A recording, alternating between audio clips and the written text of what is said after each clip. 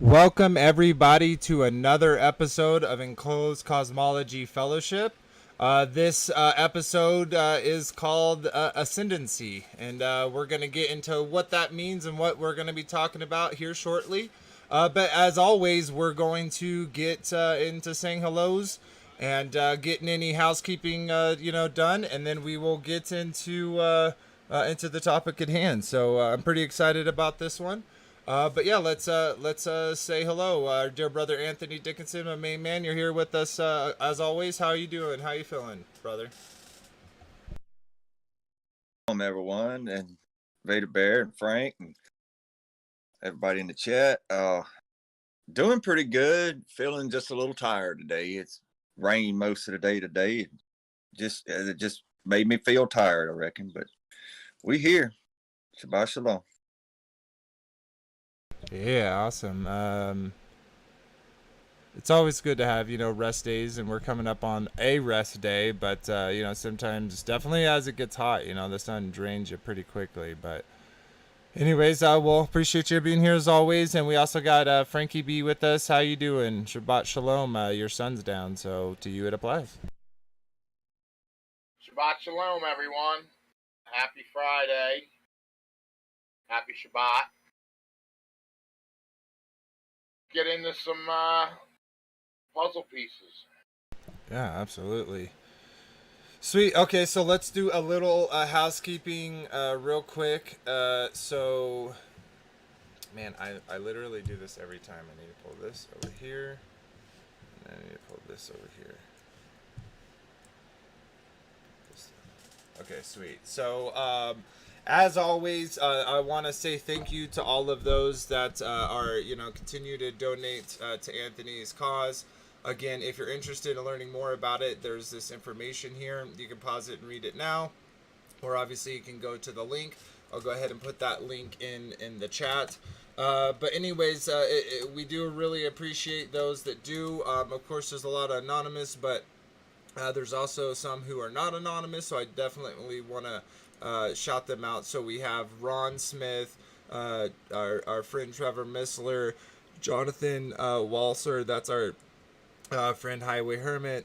So yeah, to all of y'all and all those other names that are anonymous, we really do appreciate that. We're getting closer and closer to that 2,500 goal to get him, some real help in his situation. So obviously, that'd be really awesome if you can. And then I also want to point out that we are 7 away from hitting that 500 milestone.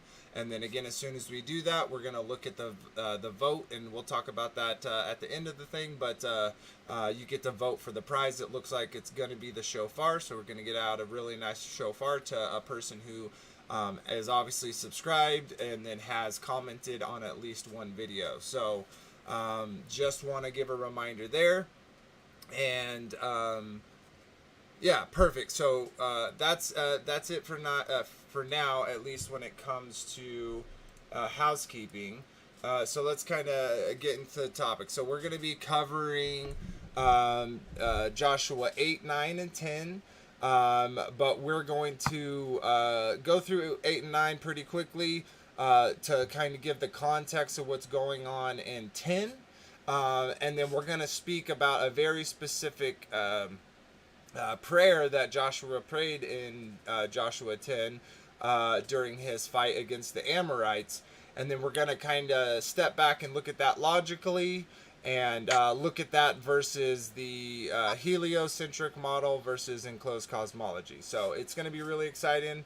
And before we get that, shout out to Robert D, Luke, Andrew, my beautiful wife, the Mrs. Vader, Michael Pinner, and Anthony, all y'all in the chat. It's going to be a fun ride. So I hope y'all enjoy.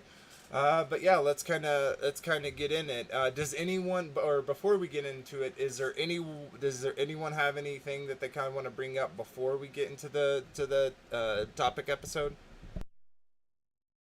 Yeah, I got one little thing right quick. A lot of people already know, but sort of a little bit of backstory on ECF in general. It started out on Facebook.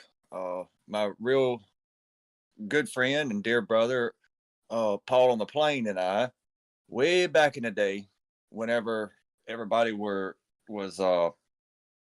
first debating and questioning and looking into a quote unquote flat Earth, he and I started a group called Flat Earth Christians, and later that particular group became Enclosed Cosmology Fellowship. Shout out Andrew Michael Denny for the name. Thank you, brother.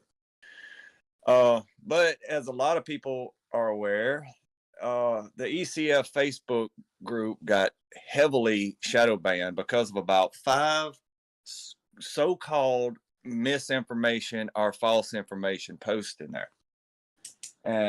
But I wanted to shout out Morgan Cadwell, and I never can remember the name of your channel, but it's Unwildly popular. I want to give her a shout out. She's done some work to the Facebook group, and it seems to be back on the up and up. I want to give everybody a thank you for posting and keeping it civil and being a part of the family. I want to thank everybody for joining in over there. But shout out to everybody in the ECF Facebook group. That's about all I had. Sweet. And I did post that link to the Enclosed Cosmology Fellowship. If you're not a part of it, it's actually a quite bigger of a community than we have here, and because of the things he's talking about, we're trying to also help grow this side of it, but hamstringed is a nice word to say for that. But I post the link there, so if you're interested, go check that out. And then okay, sweet. So that's it. Let's get into it. So I'm gonna bring up the scripture for y'all. So bear with me while I pull that up. And perfect. And let's share that over. Alrighty. So again, we're in Joshua 8. I'll go ahead and read. These are kind of long, so this is going to take a little bit of thing, but I think it's important for the context of kind of the things we've already seen with, the walls of Jericho and what kind of went on there. And we even kind of, talked about, what were they dispersing energy in a circle and creating some type of energy vortex? Like, that was a really interesting conversation. So check that out if that sounds interesting. But anyways, so we've kind of seen that. So we're gonna go through this, and then we'll kind of get into the side topic around 10. So I'll go ahead and read this again. Joshua 8, and it said, "And the Lord said unto Joshua, Fear not, neither be thou dismayed. Take all the people of war with thee, and arise, go up to Ai. See, I have given into thy hand the king of Ai and his people, and his city and his land. And thou shalt do to Ai and her king as thou didst unto Jericho and her king. Only the spoil thereon and the cattle thereon shall ye take from the prey unto your saves. Lay thee a ambush for the city behind it. One second. So Joshua arose and all the people of war to go up against Ai. And Joshua chose 30,000 mighty men of valor and sent them away by night. And he commanded them, saying, Behold, ye shall lie in wait against the city, even behind the city. Go not very far from the city, but ye be all ready. And I and all the people that are with me will approach unto the city, and it shall come to pass, when they come out against us, as at the first, that they will flee before them. For they will come out after us till we have drawn them from the city. For they will say, They flee before us, as at the first, therefore we flee before them. Then ye shall arise up from the ambush, and seize upon the city, for the Lord your God will deliver into your hand. And it shall be, when ye have taken the city, and ye shall set the city afire, according to the commandment of the Lord, shall ye do. See, I have commanded you. Joshua therefore sent them forth, and they went to lie in ambush, and abode between Bethel and Ai, on the west side of Ai. But Joshua lodged that night among the people. And Joshua rose up early in the morning, and numbered the people, and went up, he and the elders of Israel, before the people of Ai. And all the people, even the people of war that were with him, went up and drew nigh, and came before the city, and pitched on the north side of Ai. Now there was a valley between them and Ai. And he took about 5,000 men, and sent them to lie in ambush between Bethel and Ai on the west side of the city. And when they had set the people, even all the host that was on the north of the city, and their liers in wait of the west of the city, Joshua went that night into the midst of the valley. And it came to pass, when the king of Ai saw it, that they hastened and rose up early, and the men of the city went out against Israel to battle. He and all his people at an appointed time before the plain, but he wist not that there were liers in ambush against him behind the city. And Joshua and all the Israel made as if it were beaten before them, and fled by the wilderness, as if they were beaten before them, and fled by the way of the wilderness. And all the people that were in Ai were called together to pursue after them, and they pursued after Joshua, and drawn away from the city. And there was not a man left in Ai or Bethel that went not out after Israel. And they left the city open, and pursued after Israel. And the Lord said unto Joshua, Stretch out the spear that is in thy hand forward, Ai, for I will give it unto thy hand. And Joshua stretched out the spear that he had in his hand toward the city. And the ambush arose quickly out of their place, and they ran as soon as he had stretched out his hand. And they entered into the city, and took it, and hastened, and set the city on fire. And when men of Ai looked behind them, they saw, and behold, the smoke of the city ascended up to heaven. And they had no power to flee this way or that. And the people that fled to the wilderness turned back upon the pursuers. And when Joshua and all Israel saw that the ambush had taken the city, and that the smoke of the city ascended, then they turned again and slew the men of Ai. And the other issued out of the city against them. So they went into the midst of Israel, some on this side and some on that side, and they smote them, so that they left none of them remain or escape. And the king of Ai they took alive, and brought him to Joshua. And it came to pass, when Israel had made an end of slaying all the inhabitants of Ai in the field, in the wilderness within they chased them, and when all have fallen on the edge of the sword, until they were consumed, that all Israelites returned unto Ai, and smote it with the edge of the sword. And so it was that all that fell that day, both men and women, were 12,000, even all the men of Ai. For Joshua drew not his hand back, within he stretched out the spear, until he had utterly destroyed all the inhabitants of Ai. Only the cattle and the spoil of the city Israel took from a prey unto themselves, according unto the word of the Lord which he commanded Joshua. And Joshua burnt Ai, and made it an heap forever, even a desolation unto this day. And the king of Ai he hanged on a tree until ever tide. And as soon as the sun was down, Joshua commanded that they should take his carcass down from the tree and cast it at the entering of the gate of the city, and raise thereon a gap heap of stone that remaineth unto this day. Then Joshua built an altar unto the Lord God of Israel in the Mount Ebal, as Moses the servant of the Lord commanded the children of Israel, as it is written in the book of law of Moses, an altar of whose stones, whose no man which hath lift up any iron, and they offered thereon burnt offerings unto the Lord, and sacrificed peace offerings.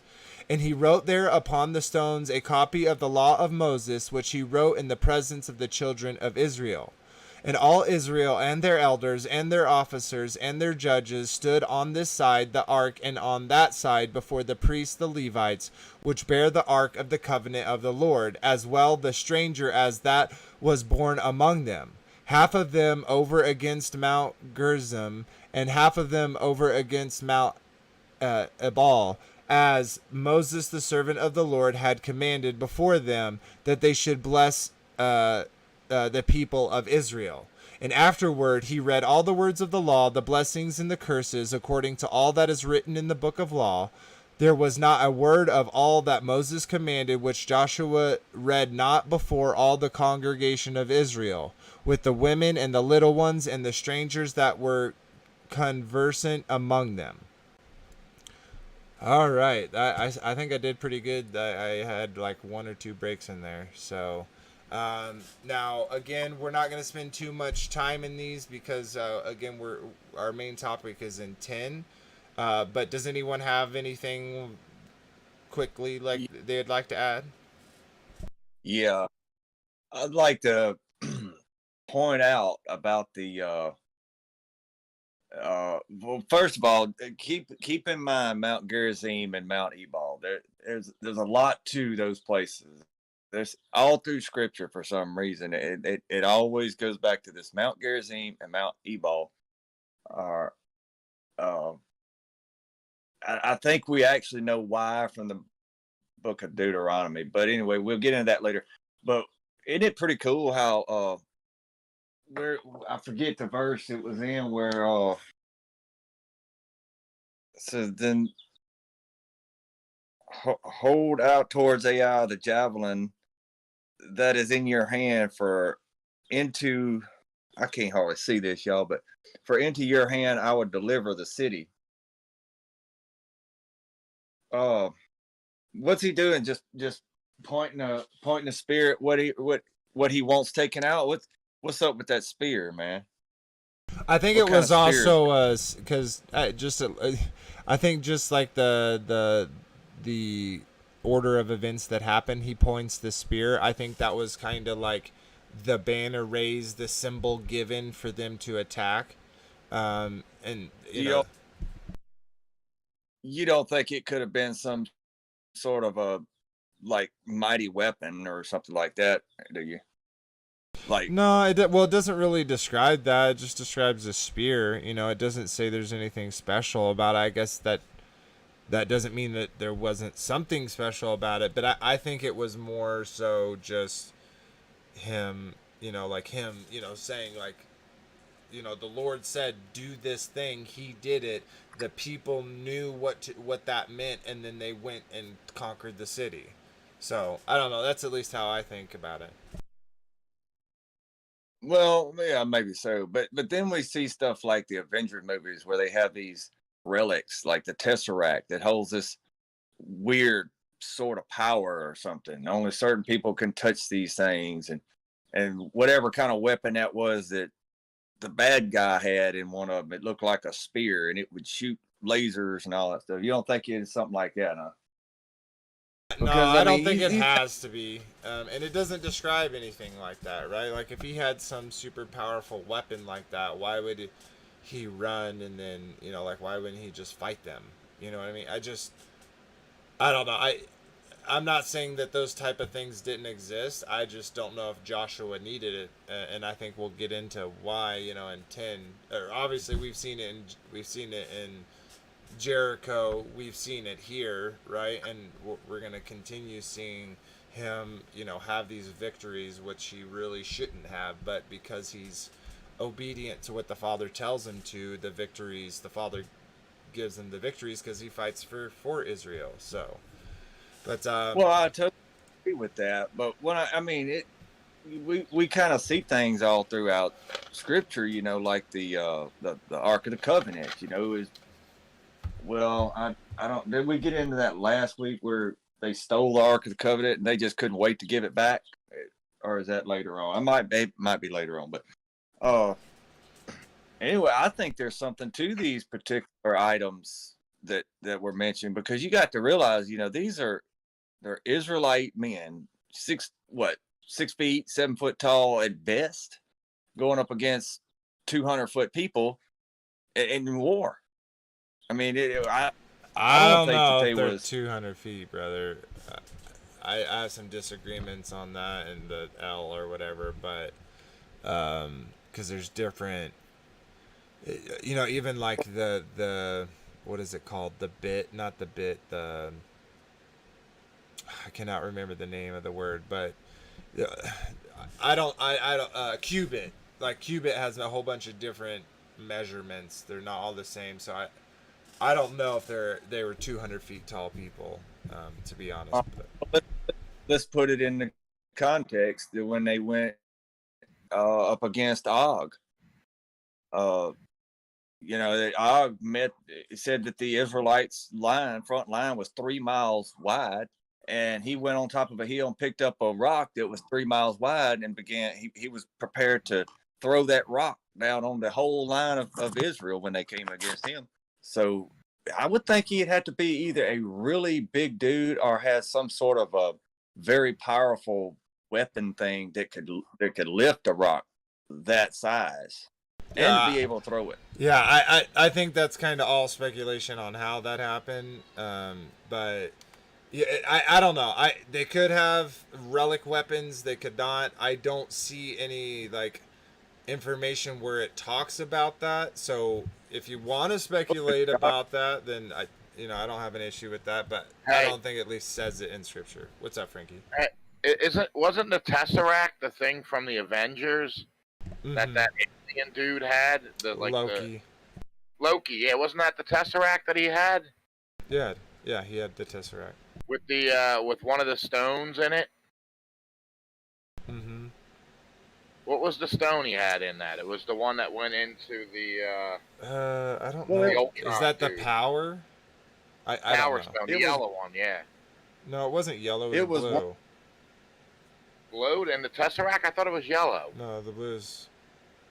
No, you're the Wisdom Stone came out of. Where did they get? I don't know. We're kind of getting way off subject. But what's your point? I guess with the Tesseract. Funny that they used the Tesseract in an Avengers movie, and Anthony just brought it up. That's what I was thinking. I was, is that a real thing, the Tesseract? No. He was just using that as an example. Like if they have some type of weapon like the Tesseract where they can shoot, lasers out of. Well, in the Old Testament, didn't the Ephod stones light up when a prophecy would come across them? I think so, but I don't know. Again, guys, we're getting so far off of topic at this point. I wanted to get through 8, 9, and 10 so that we can talk about that main subject. So, excuse me for kind of butting in and doing this. Does anyone I don't mind reading again, but does anyone else want to read Joshua 9? Okay. Well, I mean, I'll read it. I kind of like the subject of, but I was looking up something else. But anyway, if we're gonna, you wanted to see where it talks about the size of the giants, but anyway, chapter 9. Let me see. If not, bro, I I'm, have it. I'm I gonna, have it right here. Unless you want to. I'm gonna read. I'm gonna read from the Sefer since I can see it better, but the name's gonna might tongue tie me a little bit. And it says, and it came to pass when all the kings which were on the side of the Jordan in the hills and in the valleys and in all the coast of the great sea over against Lebanon, the city and Hittite. Emory and the okay and the Canaanites and the Pezerites and I don't know all the Yevites. These are Hebrew translations of this, so I don't know how to pronounce them. Yeah, no worries. And they gathered themselves together to fight with Yahusha and with Yashrael with one accord. I kind of find that pretty cool that Joshua and Yahusha's named the same. And when the inhabitants of Gibeon heard that what Yahusha had done to Jericho and to Ai, they did work willy, and went and made as if they had been ambassadors, and took old sacks upon their asses and wineskins old and rent and bound up, and old shoes and clouded upon their feet, and old garments upon them, and all the bread of their provisions was dry and moldy.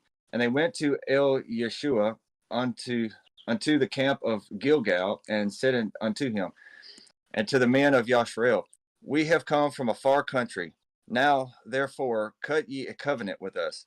And the men of Yashrael said unto the Shivim, perchance ye dwell among us, and how shall we cut a covenant with you? And they said to El Yeshua, we are your servants. And Yeshua said to them, who are ye? And from whence come ye? And they said unto him, from a very far country, your servants are come because of the name of Yahusha Eliakah. For they have heard the fame of him, and all that he did in Mitzrayim, and all that he did to the two kings of Emorim that were beyond the Jordan, to Sihon, king of Heshbon, and Og, king of Bashan, which was at Ashroth. Wherefore our elders and all the inhabitants of our country spoke to us, saying, take victuals with you for our journey, and go to meet them, and say unto them, we are your servants. Therefore now cut ye a covenant with us. This our bread we took hot for our provisions out of our houses on the day we came forth to go unto you. But now, behold, it is dry, and it is moldy. And these wineskins which we fill were new, and behold, they be rent. And these our garments and our shoes are become old by reason of the very long journey. And the men took of their victuals, and asked not counsel at the mouth of Yahweh. And Yeshua made peace with them, and cut a covenant with them, to let them live. And the prince of the assembly swore unto them. And it came to pass at the end of 3 days, after they had cut a covenant with them, that they heard that they were their neighbors, and they dwelt among them. And the children of Yashrael journeyed, and came into their cities on the 3rd day. Now their city was Gibeon, and what's that word? Kifra, and Beroth, and and the children of Yashrael smote them not, because the princes of the assembly had sworn unto them by Yahuwah Eloi, of Yashrael. And all the assembly murmured against the princes. But all the princes said unto all the assembly, we have sworn unto them by Yahuwah Eloi of Yashrael. Now, therefore, we may not touch them. This we will do to them. We will even let them live. lest wrath be upon us, because of the oath which we swore unto them. And the princes said unto them, Let them live, but let them be hewers of wood and drawers of water unto the assembly. And the princes had promised them, as the princes had promised them. And Yeshua called for them, and he spoke unto them, saying, Wherefore have you beguiled us, saying, We are very far from you, when you dwell among us? Well, when you dwell among us. Now therefore ye are cursed, and there shall none you be freed from being bondmen, and hewers of wood, and drawers of water, for the house of Elohim. And they answered Yeshua and said, Because it was certainly told to your servants, how that Yahuwah Eloheka commanded his servants Moshe to give you all the land and to destroy all the inhabitants of the land from before you. Therefore we were sore afraid of our lives because of you, and have done these things. And now, behold, we are in your hand, as it seems good and right unto you to do unto us do. And so did he upon them, and deliver them out of the hand of the children of Yashrael, that they slew them not. And Yeshua made them that day hewers of wood and drawers of water for the assembly and for the altar of Yahuwah, even unto this day, in the place which he should choose. Sweet, thank you much for that. What were we gonna say, Frankie? No, I'm good. Oh, sorry, I was just saying thank you. I don't know if you hot mic'd or whatever, but sweet. No, I think that might have been me. I was going to say, I know I'm at the minority here, but I know it is sort of a debate amongst a few people about the serpent seed. However, this is kind of given a good detail as to what my view of the serpent seed could be, because we see these people that disguise themselves. Basically, they tore their clothes and made it look like they traveled from a very far country, which actually they were just right down the road. But anyway, Joshua accepted them into Israel, and they were the bad guys. They were these enemies that Yahuwah told them to go and smite them all, get them out of their land, right?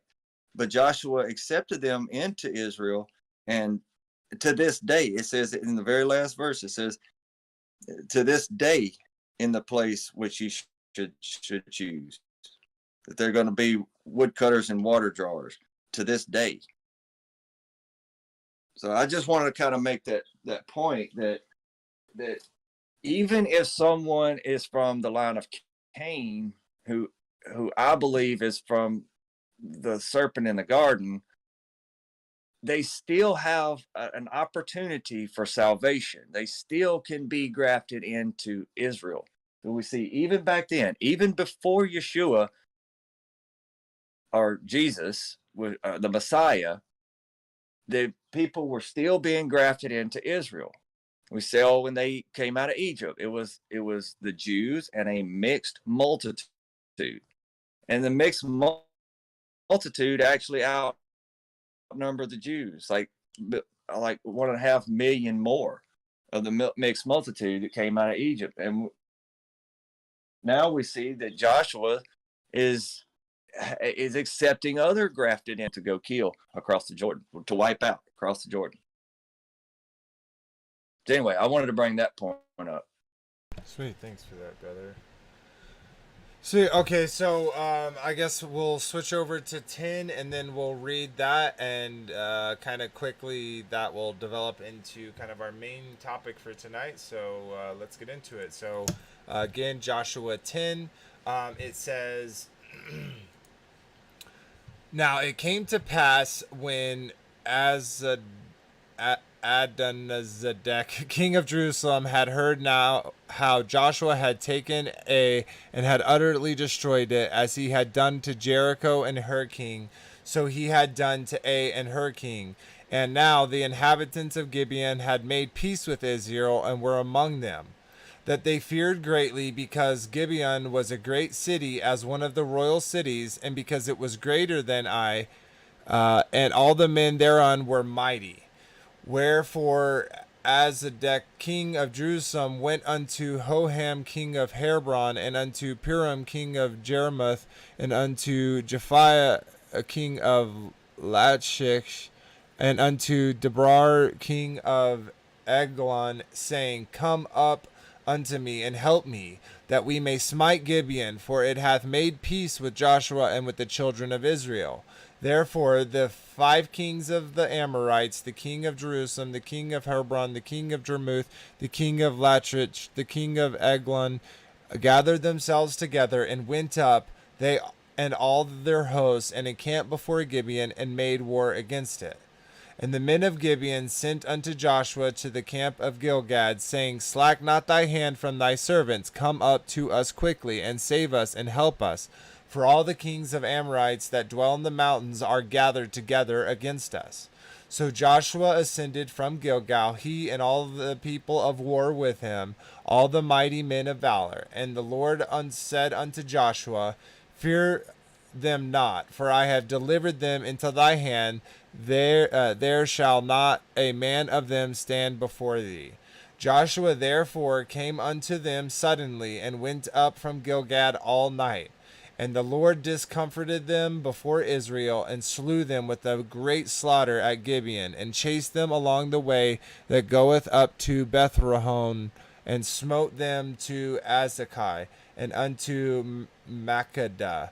And it came to pass, as they fled before Israel, and were in the going down to Bethrahon, that the Lord cast down great stones from heaven upon them unto Azekah, and they died. There were more which died with hailstones, that they whom the children of Israel slew with the sword. Then spoke Joshua to the Lord in the day when the Lord delivered up the Amorites before the children of Israel. And he said in the sight of Israel, Sun, stand thou still on Gibeon, and thou, moon, in the valley of Ajalon. And the sun stood still, and the moon stayed, until the people had avenged themselves upon their enemies. Is this not written in the book of Jasher? So the sun stood still in the midst of heaven, and hastened not to go down about a whole day. And there was no day like that before or after it, that the Lord hearkened unto the voice of man, for the Lord fought for Israel. Okay, so we're going to take a little sidestep there, and kind of focus in on these specific verses right here.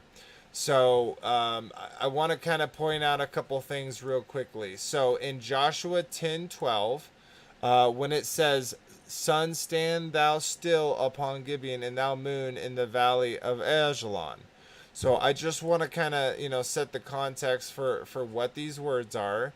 So when it says stand still, okay, so let's look at this word. Oh, I have this in incorrect order, so bear with me. It is, here we go. Sorry about that. Okay, so, and just to show you that that's the word, dalim, to grow or to be or grow dumb, silent, or still. So to grow still. Okay, so meaning it's slow, it's slowing down. Now, we're not given a context of the speed at which it stood still, but we know that it grew to be still, meaning it stopped. And this is talking again, O sun, stand still over Gibeon. And of course, this stand still is saying to the moon, is being said to the moon as well.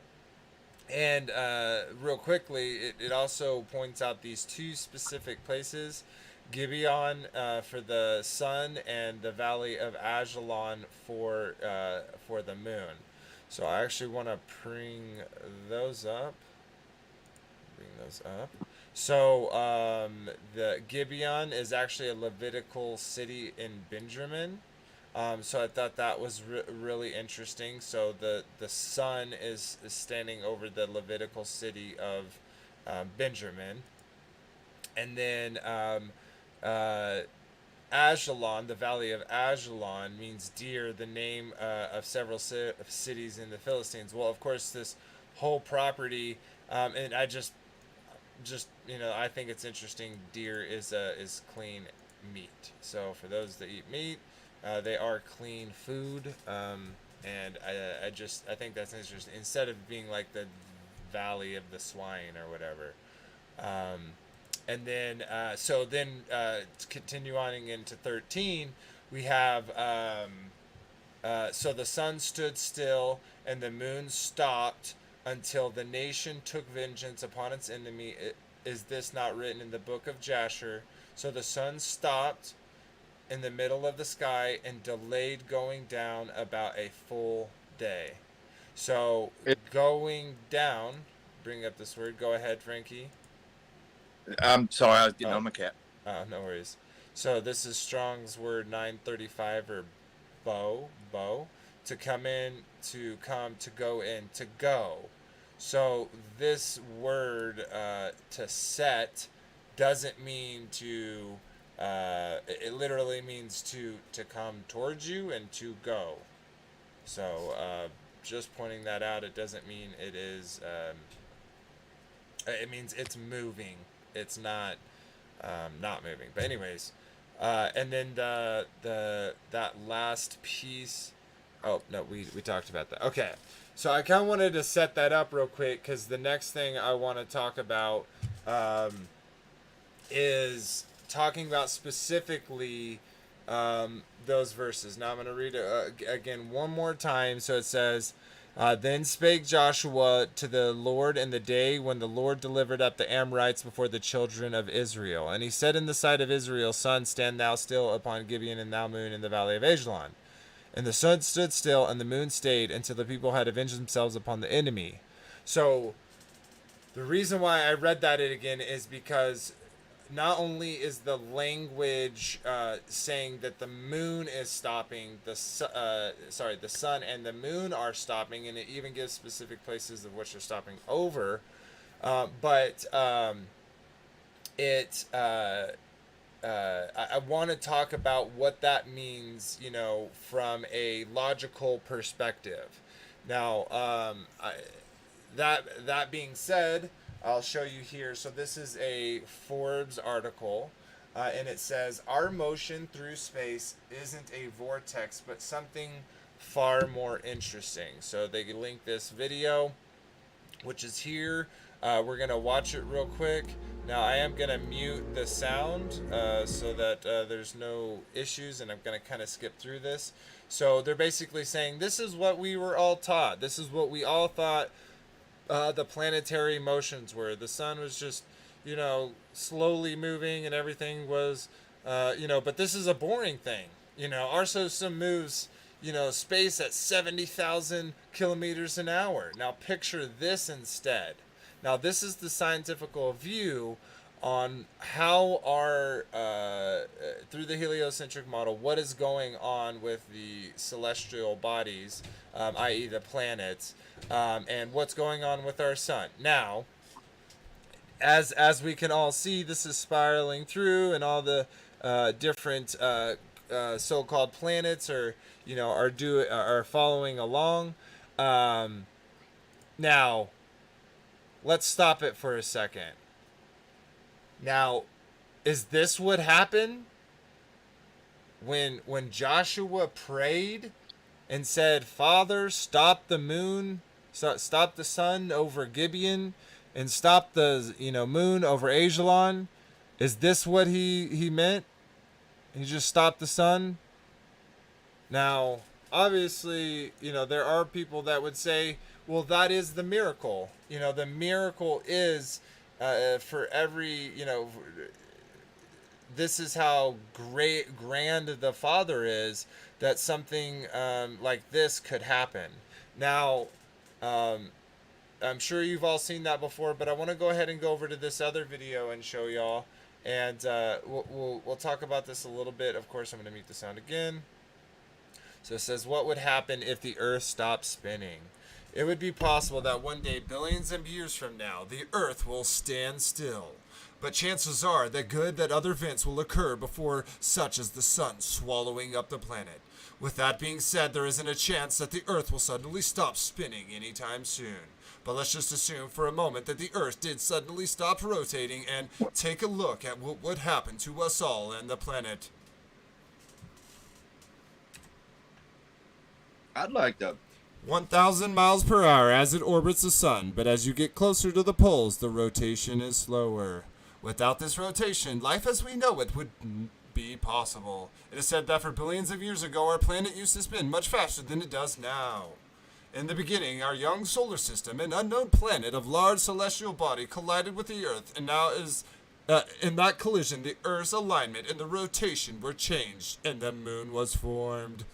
Since then, the Earth's rotation has been slowing down. It is said that the moon used to also spin faster than it does now before, and it became tidal locked with the Earth. Tidal locking is the name given to the situation when a moon of planetary objects' orbital period matches its rotation. Coincidentally, it is the same fate that affects every single large moon orbiting a great planet, and a great example of this in our own moon. In our early solar system, both the Earth and the moon rotated independently, but the Earth's gravity grabbed onto the tidal bulges and slowed down the rotation of the moon. To compensate for the losses of momentum in the system, the moon drifted away from the Earth to its current positions about 230,000 miles away. But the moon has the same impact on Earth that it does with the tidal wave forces that cause the tidal waves, slowing down the Earth's rotation bit by bit, and the moon is continuing to drift away a few centimeters a year to compensate. These are two different scenarios, and the Earth just stopped. But it wasn't a tidal lock to the sun that would experiment 6 months of sunlight and 6 months of darkness. But for the purpose of this mind experiment, let's take a look at the facts of what would happen to our planet if tidal locked to our star, the sun. First of all, we would have to consider the speed at which our planet rotates at the equator, which is roughly 1,000 miles per hour. Sudden pause would cause everything on the surface of the Earth to suddenly move at the speed of over 1,000 miles per hour. 1,600 kilometers per hour in a sideways way. Since the velocity needed to escape the Earth's gravity is over 24,800 miles per hour, everything would stay tacked to the Earth, yet jolted forward. Imagine suddenly everything moving across the planet of 1,000 miles per hour. It wouldn't matter what it was. Everything would experience a sideways deceleration of 3/4 of the Earth's gravity. Suddenly down would be at the angle of 38 degrees from vertical.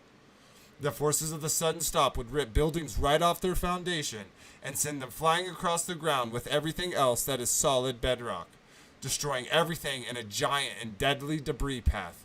But that's not all. That would also include oceans that would suddenly shot sideways across the planet, with waves being miles and miles high, moving at the same velocity. Fear, fear, fear. Imagine tsunamis so high you couldn't see the top. Just a wall of water racing towards you at 1,000 miles per hour. Fear, fear, fear. But both of them two calamities would end the most life as we know it. Although the Earth would stop spinning, the atmosphere would continue to spin at the Earth's same velocity, which would create high winds and nasty storms. Because the Earth rotates centrifugal forces the planet to bulge along the axis would have no bulge, and without the bulge of all the extra water held in place along with the equator would go rushing back towards the poles. If the Earth stopped spinning, you would have to take into consideration the inner core of the Earth is spinning at a faster rate. Just because the surface was slowed down doesn't mean the core of the Earth has stopped too. We only know that because of CGI. Our highly volcanic planet would erupt in ways we never imagined as tectonic forces above and below would enter. Supervolcanic would likely erupt across the entire planet.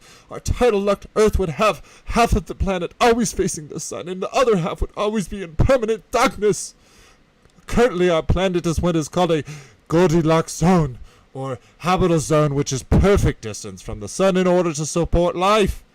There might be still places on Earth where the climate But the two extreme sides would have proved difficult to life to survive, assuming that anything survived the previous catastrophes.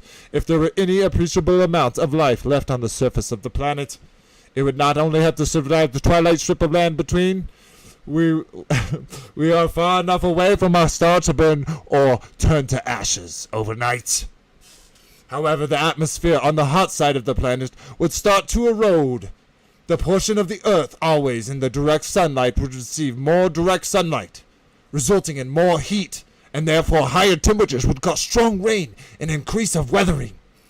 Normal weathering regulates the climates, but now you have one side of the planet hotter than the other side, cooler on the other side. Atmospheric gases would build up and create even more heat. This is called the runaway greenhouse effect. Global warming. Clouds of glass would significantly increase the temperatures, so the oceans would boil much like what we've happened to Venus. The middle of the planet, which we've never been to, facing the sun of the equator of the stellar point, would end up hot, that almost nothing could survive. The cold side of the planet on the other side would have difficult storms. The loss of the sun's heat and the dark side of the Earth would turn the atmosphere into a dense gas, then condense into a liquid, and then further condense into a solid of ice. Of course, it is doubtful that the atmosphere of the dark side would turn into a solid form. Instead, it would keep condensing and expanding, and would pull air from the hot side of the planet where the gases in the atmosphere would be expanding. With this happening, it might be possible that the atmosphere would make the planet livable.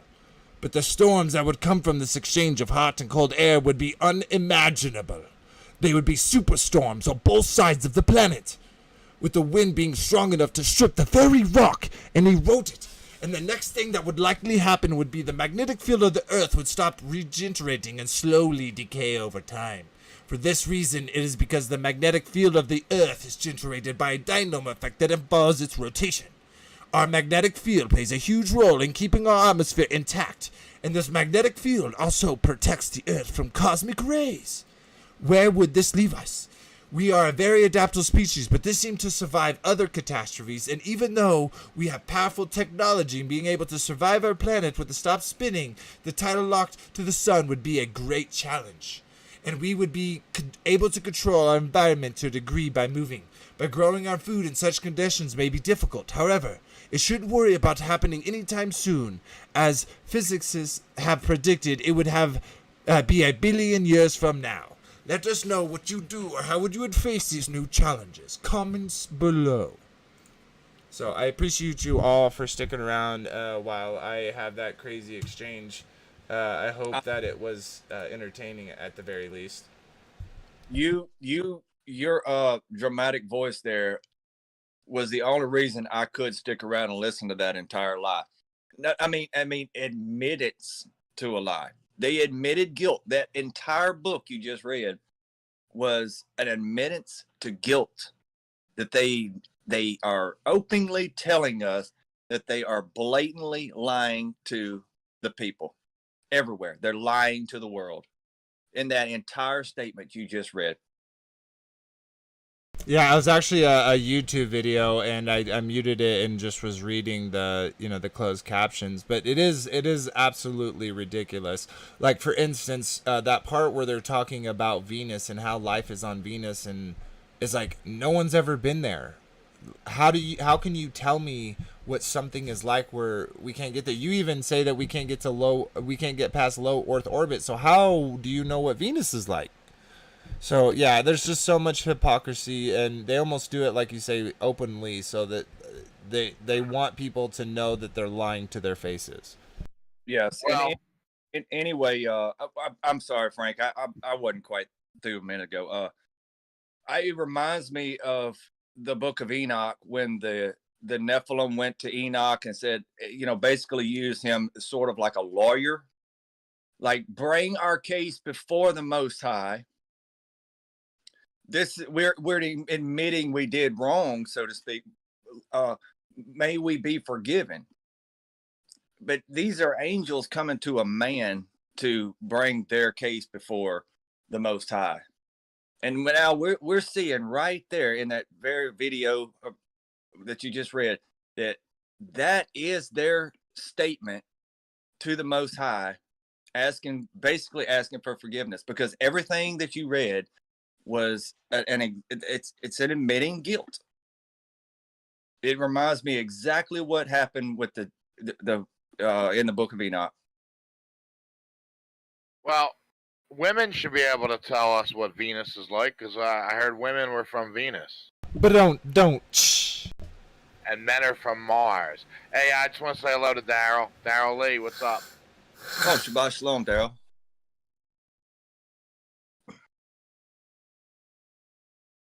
Yeah, brother. Glad you're able to join us.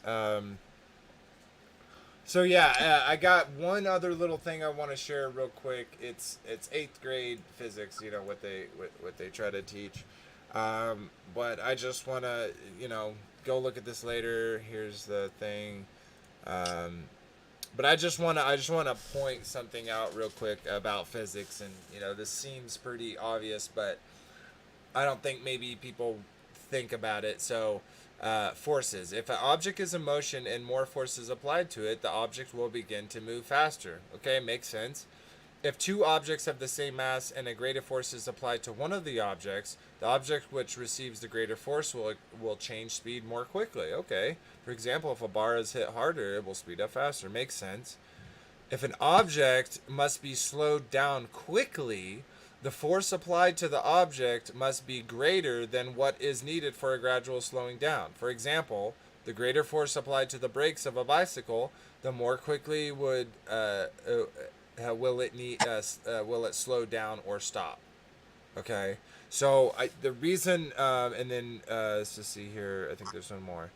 Here we go. In order to slow down or stop a heavier or more massive object, the force of the object must be greater than for a less massive object. Okay, that seems obvious. But the point of me sharing that is literally the fact that in order to take a globe, the massive that it is, and stop that, which in the heliocentric model, which would need to happen for, again, the events of Joshua 10, the sun stopping above the of Gibeon, the moon over the valley of Ajalon. For that to happen, the earth would have had to stop rotating. And the amount of force that would be required to stop a massive object is a big force. And then I showed you that video where they literally told you, hey, if the earth stops spinning, all of a sudden, all of the trees, all the things that aren't bedrock, all of that would be swept to that side, you know, to that side at over 1,000 miles an hour. So we don't have anything like this recorded. Obviously, in this event, it doesn't say that anything happened. All these people were still there fighting.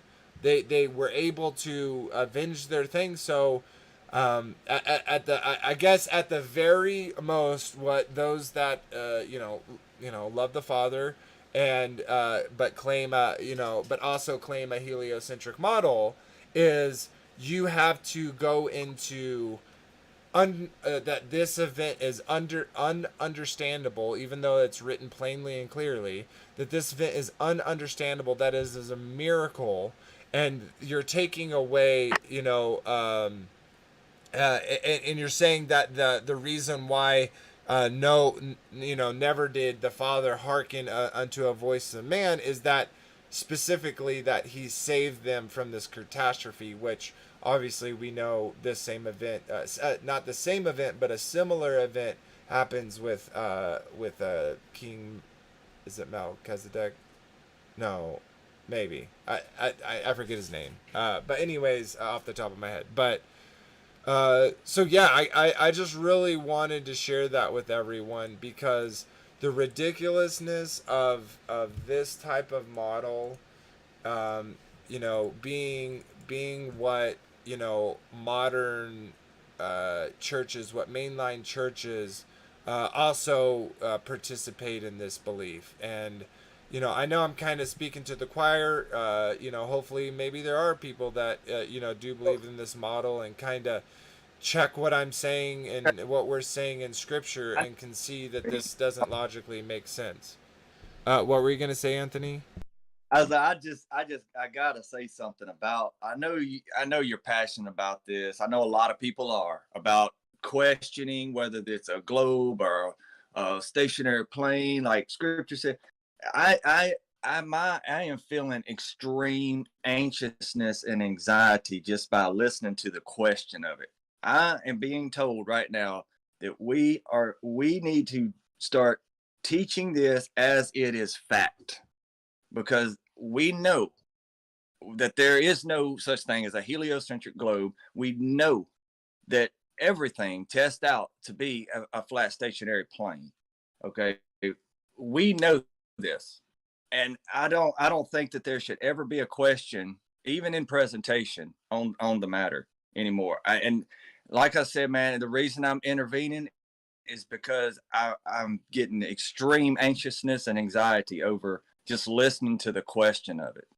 And the reason I bring this up is because I questioned it several years ago, and I spent I don't know how many hours uh, studying it until one night I prayed. I diligently prayed because I realized it was affecting my life. All the research and experiments and everything was costing me my livelihood. And when I laid down, I went to praying, and all of a sudden, like mid prayer, I didn't even get the question out. Actually, um, I was like, Yahweh, you've got to tell me what it is. And there was somebody in my room that said, I said what I said. I jumped up out of bed. I grabbed a shotgun or the pistol or something. I cleared my house. Somebody was in my house, right? But there was no one there. From that day forward, I didn't question it anymore. And just by listening to this presentation, which I think is extremely good, Vader Bear, I'm not trying to knock it any whatsoever. I think you did a lot of research into it, but I really feel like that it is a factual thing, and we should never even put it out there as a question again. No, I get what you're saying, but not everyone believes that, right? So there has to be some humility in there when we say these things, because you know a lot of people that are in the mainline Christian community, they haven't ever looked at the scriptures this way. They've never taken the time to really think about what this event means and what that would mean for, you know, for creation. So I think it is Right. important to kind of show that there are people that think that way, and how, you know, how silly it is. And I think we should mock it. I think it's ridiculous. You know, that video, I did a ridiculous voice because it's ridiculous. They don't know any of that information. They can't prove that. They say it spins at 1,000 miles an hour. You know, there's the Michelson Morley experiment, which literally showed that proved that we can't show motion or rotation of the Earth. We can't measure that. And then we got special relativity to cover that up. So like, I just think that even though, you know, and I think obviously, if you look at our history, right, we cover way more scripture than we do, the quote unquote flat Earth. But I think it is still important every now and then to look in it, and to definitely when it comes up in scripture, right? We're going through Joshua, and this pretty big event happens so much that he says, you know, not since then has the Lord hearkened unto the voice of man, you know, never before or after.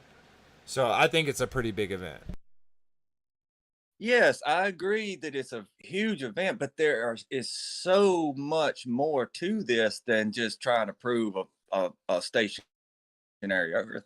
Oh, of There's so course. much to this Of course. section of, and I don't want people to miss what it's really trying to say. I don't want people to miss the like take it out of context to the rest of the story, to the rest of the chapter. I don't get what you mean.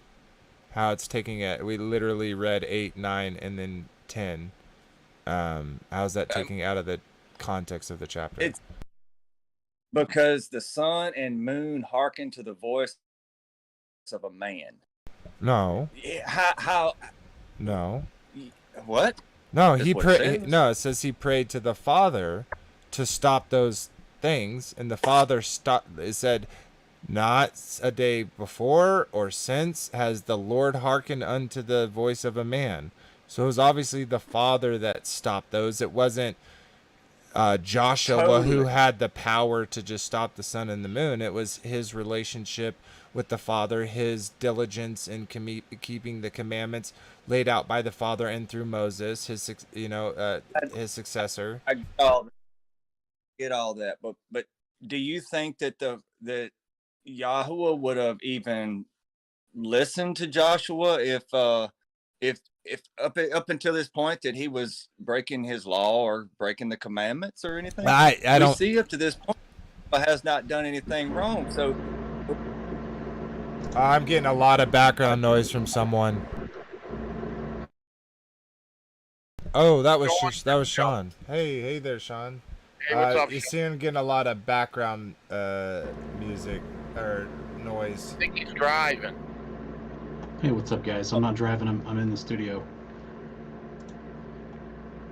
uh,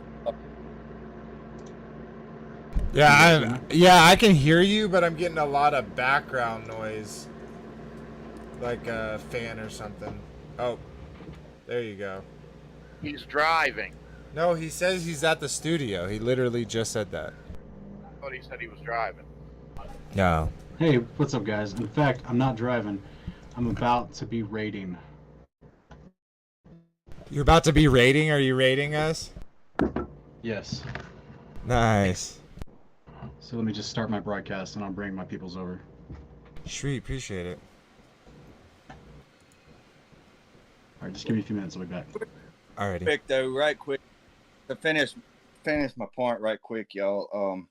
I just want to bring out the importance of keeping the Torah because up until this point, Joshua had kept the Torah just as it was given to Moses and just as Moses commanded the people of Israel.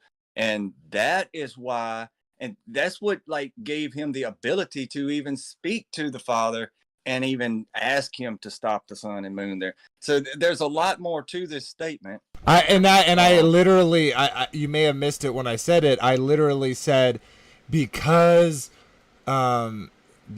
Joshua listened to the commandments that Moses was given and was given to him, and he followed those commandments, that's why he was able to do what he was able to do. And he obviously, and we've already seen this through 8 and 9, but before when we were showing about the walls of Jericho, where they are being too very specific to keep those commandments exactly the way that Moses had showed them. And we're seeing the victory, the miracles, the amazing things that are happening because Joshua is keeping his heart for the Father. Right. And anyway, that's what I was trying to like point out is yes, we're using these verses to basically prove that there's no heliocentric globe, but I just don't want people to miss that particular part of it either. I wanted to make sure that everybody's seeing, keeping this story in the context with the chapter as well. Yes, I'm totally with you on the point that you're making about using this to say, hey, if the the earth were to slow down or to even stop at some point in time, see that right there is their admittance to not having the calendar right because they admit that they claim the earth has been slowing down over time. That would mess up the calendar, right? So they admit that the Gregorian calendar is not right. I'm not going to sit here and say that the calendar I keep is correct. See, I personally think that this particular event is why everybody's calendar is off, though. I don't think even anybody really has the correct calendar because of this event taking place. Yeah, in my opinion, I think the sun was out at night.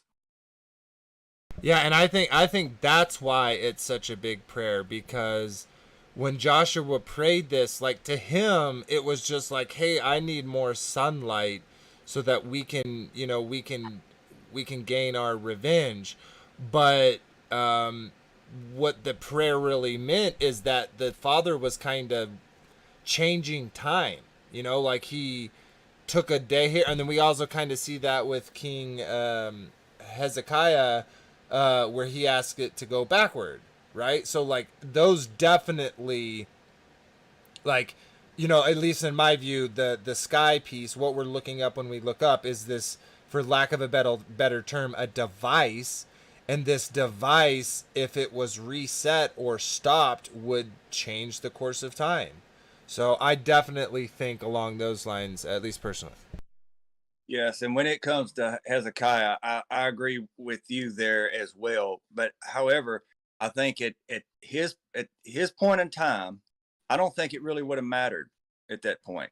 It could have made the sun go completely backwards for a whole day, and it wouldn't have mattered at that point, because I think this time of Joshua and him commanded the sun and the moon to stand still. I think that is where everybody couldn't keep up with the calendar, because everybody's a day off or a week off or a month off or whatever, you know, everybody is. So anyway, I'm agreeing with you when it comes to Hezekiah as well. Sweet. All right. Well,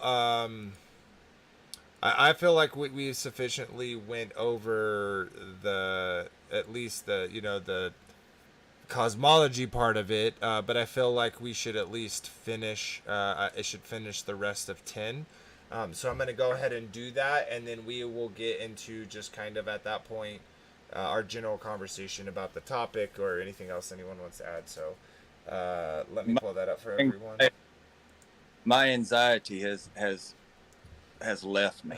I'm not anymore. Sweet. So we stopped in 14. So 15, and said, so, and Joshua returned and all Israel with him unto the camp to Gilgad. But these 5 kings fled and hid themselves in the cave at Makkedah. And it was told Joshua, saying, the 5 kings are found hid in a cave at Makkedah. And Joshua said, roll great stones upon the mouth of the cave, and set men by it for them to keep them. And stay ye not, but pursue after your enemies, and smite their hindmost of them, suffer them not to enter into their cities, for the Lord your God hath delivered them into your hands. And it came to pass, when Joshua and the children of Israel had made an end of slaying them with a great slaughter, till they were consumed, that the rest which remained on them entered into the fenced cities. Oh, look, sounds like Sean is back. What's up, brother? Hey, brother, welcome. Or welcome as I jump into yours, because I'm bringing home the audience over to you guys. So, Sweet. Welcome to Kingdom Cast as well. Hope you guys are having a good night. Sounds like a fun discussion tonight. We hope to liven it up in the live chat. Hopefully, we're gonna add some people here. Sweet, yeah. And if y'all want to hear a sarcastic reading of some heliocentric model, maybe jump back a little bit. I think it was pretty interesting. But anyways, So I think all the people that are watching my channel can see me, and I'm sharing my screen of the Discord with all of you guys' avatars. But then if they go to your channel to participate in the live chat, they're gonna see you guys putting the scripture on the screen. Sweet. So that way they get double the video, behind the scenes and everything tonight. Nice, awesome. Well, appreciate you doing that. Welcome to everyone that's joining us. Yeah, that's a nice green screen you got going. Right. Shabbat shalom to everybody from over there too. Blessings to each other. Yeah, absolutely. And just to shout it out, we are doing at our 500. We're 7 away from that 500 mark. So as soon as we hit that, go ahead and go vote. It's on the Take on the World. Once that happens, we're going to be given, I think right now it looks like it's going to be a shofar. So as long as you're subscribed and you have left at least one comment, you'll be entered in a drawing. So you have a 1 in a 500 chance basically of winning yourself a nice shofar. So look into that. But yeah, I'm gonna go ahead and finish this reading so we can get into the conversation, and then we'll kind of move from there. So where was I at?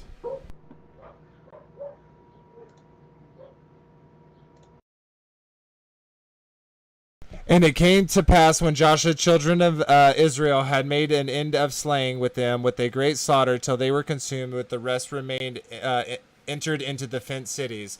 And all the people returned to the camp to Joshua and Makkedah in peace. None moved their tongue against any of the children of Israel.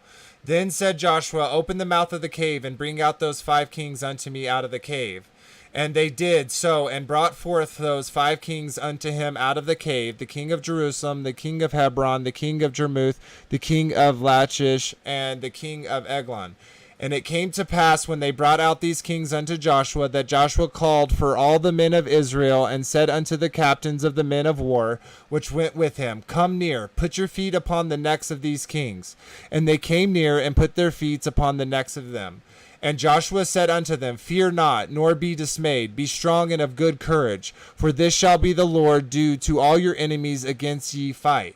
And afterward Joshua smote them, and slew them, and hanged them on 5 trees, and they were hanging upon the trees until the evening. And it came to pass at the time of the going down of the sun, that Joshua commanded that they took them down off the trees, and cast them into the cave wherein they had been hid, and laid great stones in the cave's mouth, and remained there until this very day. And that day Joshua took Makkedah, and smote it with the edge of the sword, and the king thereon he utterly destroyed, them and all the souls that were therein. He let none remain, and did to the king of Makkedah as he did unto the king of Jericho. Then Joshua passed from Makkedah, and Israel with him, unto Libnah, and fought against Libnah. And the Lord delivered it also, and the king thereon, into the hand of Israel. And he smote it with the edge of the sword, and with all the souls that were therein. He let none remain in it, but did unto the king thereon as he did to the king of Jericho. And Joshua passed from Libnah, and all Israel with him, unto Lachish, and encamped against it, and fought against it. And the Lord delivered Lachish into the hand of Israel, which took it on the 2nd day, and smote it with the edge of the sword, and all the souls that were therein, according to all that he had done to Libnah. Then Horam king of Gezer came up to help Lachish, and Joshua smote him and his people until he had left him none remaining. And from Lachish Joshua passed unto Eglon, and all Israel with him, and they encamped against it, and fought against it. And they took it on that day, and smote it with the edge of the sword, and all the souls that there within he utterly destroyed that day, according to all that he had done to Lachish. And Joshua went from Eglon, and all Israel with him, unto Hebron, and they fought against it. And they took it, and smote it with the edge of the sword. And the king thereon, and all the cities thereof, and all the souls that were therein, he left none remaining, according to all that he had done to Eglon, but destroyed it utterly, and all the souls that were therein. And Joshua turned, and Israel with him, to Dibri, and fought against it. And he took it, and the king thereon, and all the cities thereon, and they smote them with the edge of the sword, and utterly destroyed all the souls that were therein. He left none remaining. And as he had done to Hebron, so he did to Debir, and to the king thereon, as he had done also to Libnah, and to her king.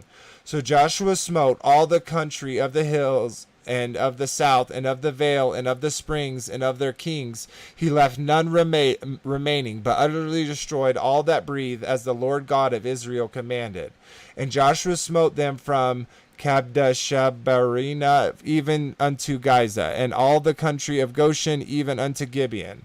And all these kings and their lands did Joshua take at one time, because the Lord of God fought for Israel.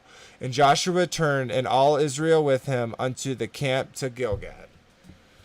So, appreciate y'all hanging in there. And so, yeah, that's kind of the reading. So, yeah, I think we covered, everything that we wanted to cover, at least tonight. But, of course, we're going to get into the open conversation. Anyone got anything burning a thought in their mind?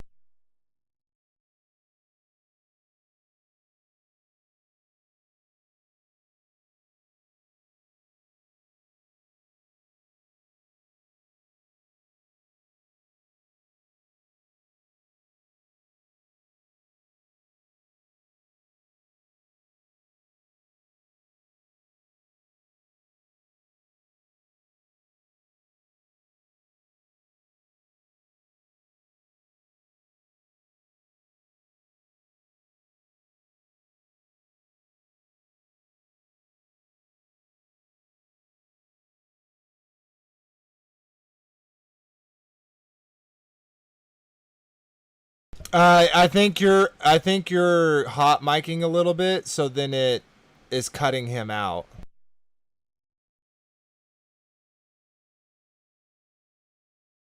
Because you can kind of see your mic staying lit up. Yeah.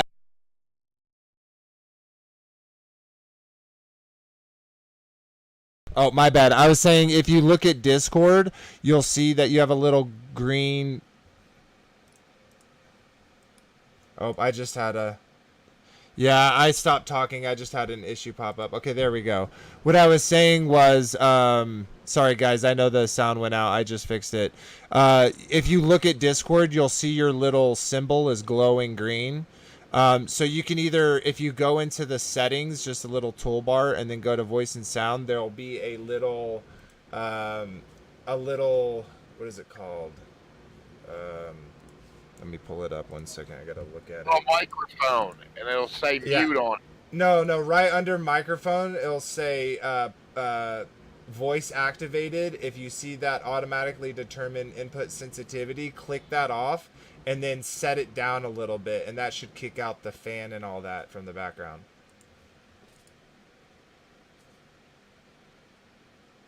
Whatever happened worked. Yeah.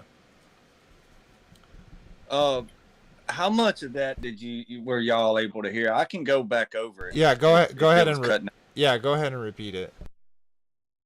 Okay. We were talking about verse 12 earlier about. Let's see. The last sentence you wrote, the next to the last verse is, look how far Yeshua fought the enemy. From where he was to the entirety Goshen as far as Gibeon, right? So he fought from where he was this day to the end of Gibeon. So we see the sun stood still at Gibeon. So did Joshua fight for 93 million miles that day? No, I think it's saying, like, with all the things were going on, like, because I don't know, at least it makes sense to me. If you were doing fights, if you took a city, I think you would leave a remnant of your forces, right? Like, that's the only thing I guess it kind of makes sense to me about it.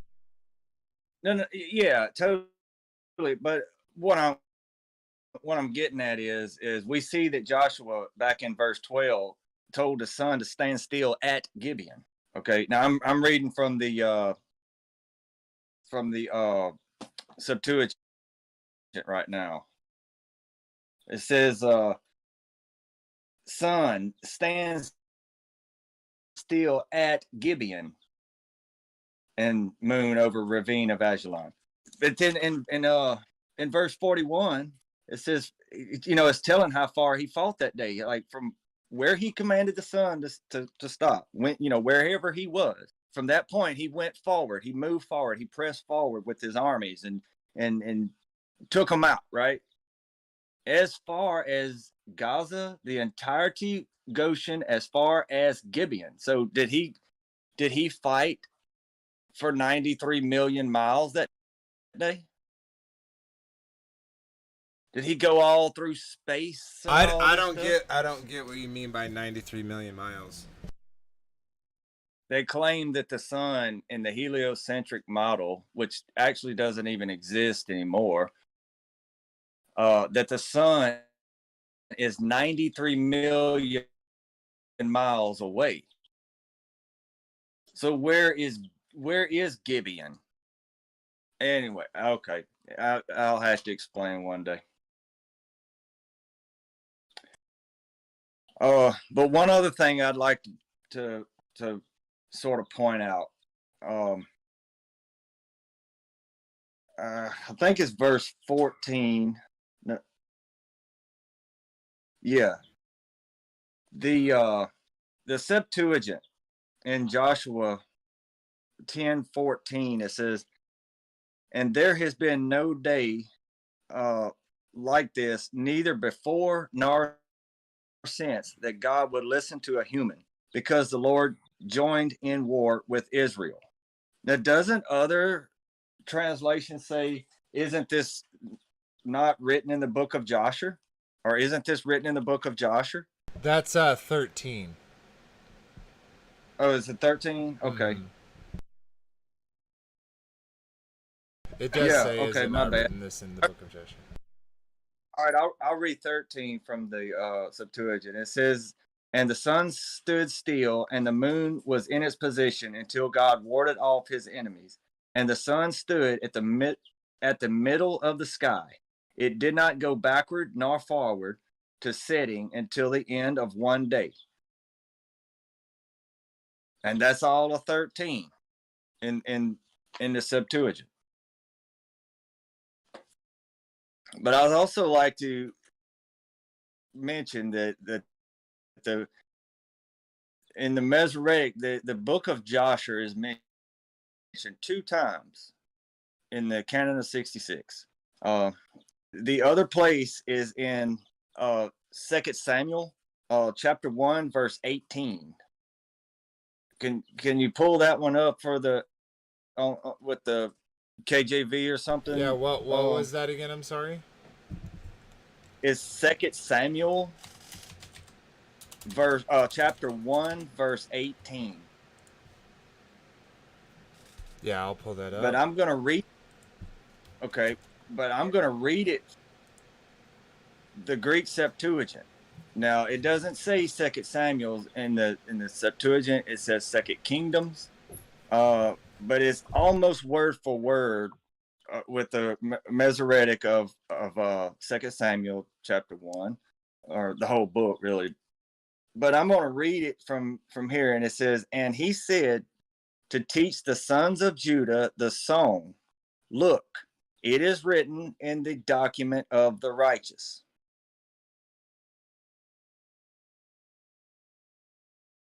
Now, it changed the word Joshua. One changed the word. I would like to know which, but almost every translation that I read says Joshua. So Joshua is just the issue with that is the way that it's written. Now it's written in a plurality, so it shouldn't be a name. It was just mistranslated as a name.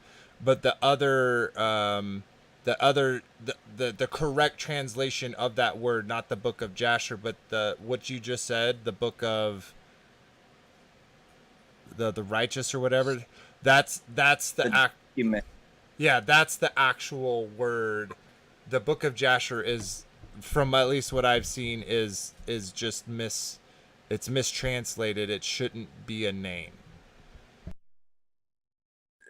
Right. It is the book of the righteous. Yashar is where it comes from. But what I wanted to point out about that is it mentions, the Septuagint mentions the document of the righteous in 2 Kingdoms 1:18.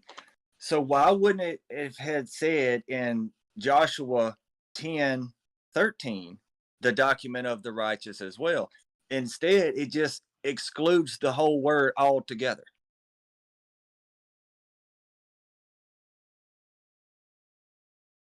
I just want to state we are now at 503.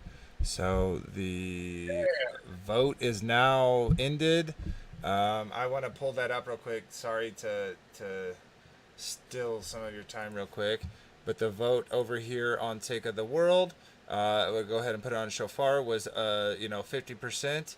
So that will be a thing. Make sure we're going to start getting this ready to send out that shofar.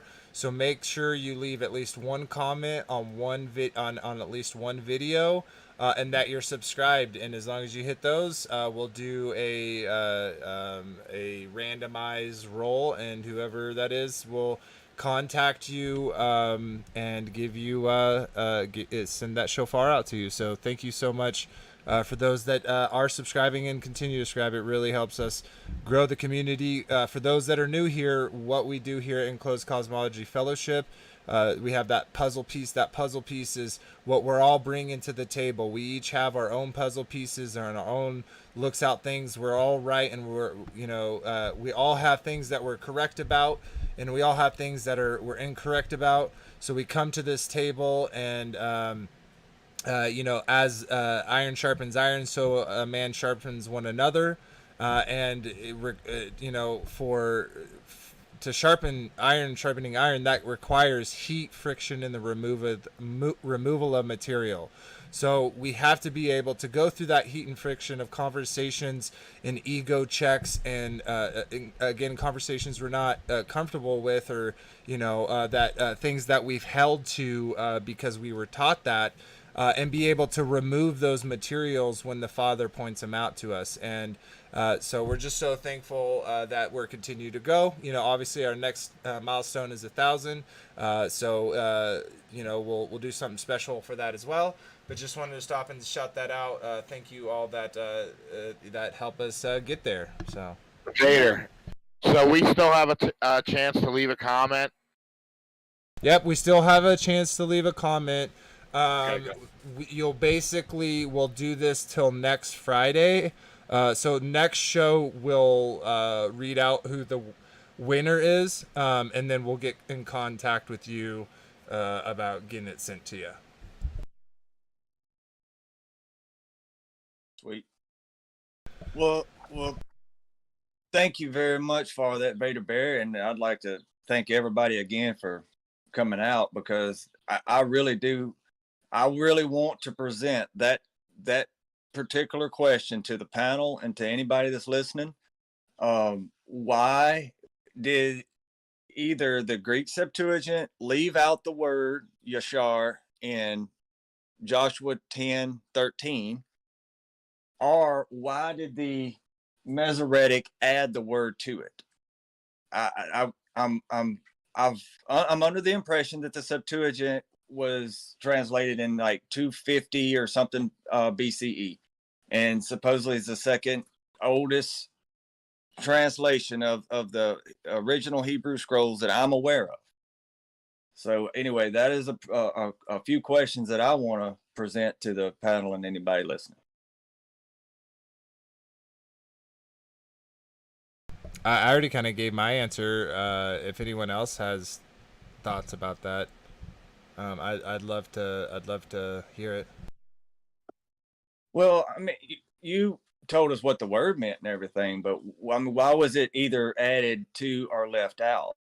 I'm saying I think it's mistranslated. So I think some reason, like the reason why it was added over as the book of Jasher or Yasher is because they took that word and did it like a book of whatever, instead of it being the book of upright, which is like a plural.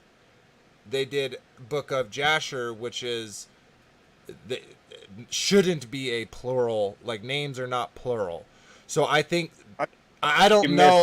Let me finish what I was saying. I don't know if there's any motive about it, why they would do that, or if it was an honest mistake. Who knows? Because it's not like it's hidden either. It's not hidden either way. That like you can find that information pretty easily. No, I'm not asking about the translation of the word. I'm asking about the existence altogether. They had, if whether they mistranslated it or they translated it correctly, and whichever one did, that's not the question. The question is, there had to have been a word to translate somewhere, right? Was it removed or was it added? There had to have been a point for them to translate it from, right?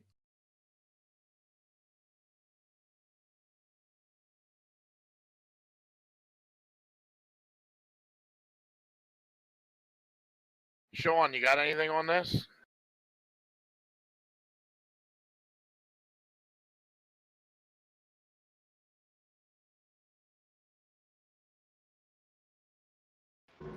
You guys can't hear me. Yeah, we can. You can hear Well, you I turned on voice activity again. And it's okay. No worries. Go ahead. We can hear you now. Is there any feedback? It sounds like there's a little, not feedback, but there's a little fan. But you're fine. Go ahead, brother. Might check. Yeah, there's no fan.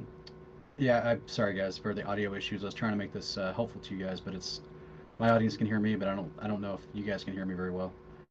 Fine, we can hear you fine. But there's multiple versions of the Septuagint. We have to keep in mind in the first century AD, the Pharisees of that day commissioned I think 3 additional Septuagints to be recorded because they didn't like how much of the prophecy was being fulfilled from the 250 BC translated Septuagint. So they commissioned variations to be made. Those variations are well documented, and were eventually, I think the second one, the Theodotian Septuagint translation, ended up becoming the foundation for the Latin Septuagint, or excuse me, the Vulgate, the Latin Vulgate, with Jerome in the 4th century AD. So this is why we've always said the Septuagint is great to cross-reference and compare. It's not perfect, just like the Masoretic's not perfect. That's why whenever anyone asks us what translation to use, I say we use as many as we can.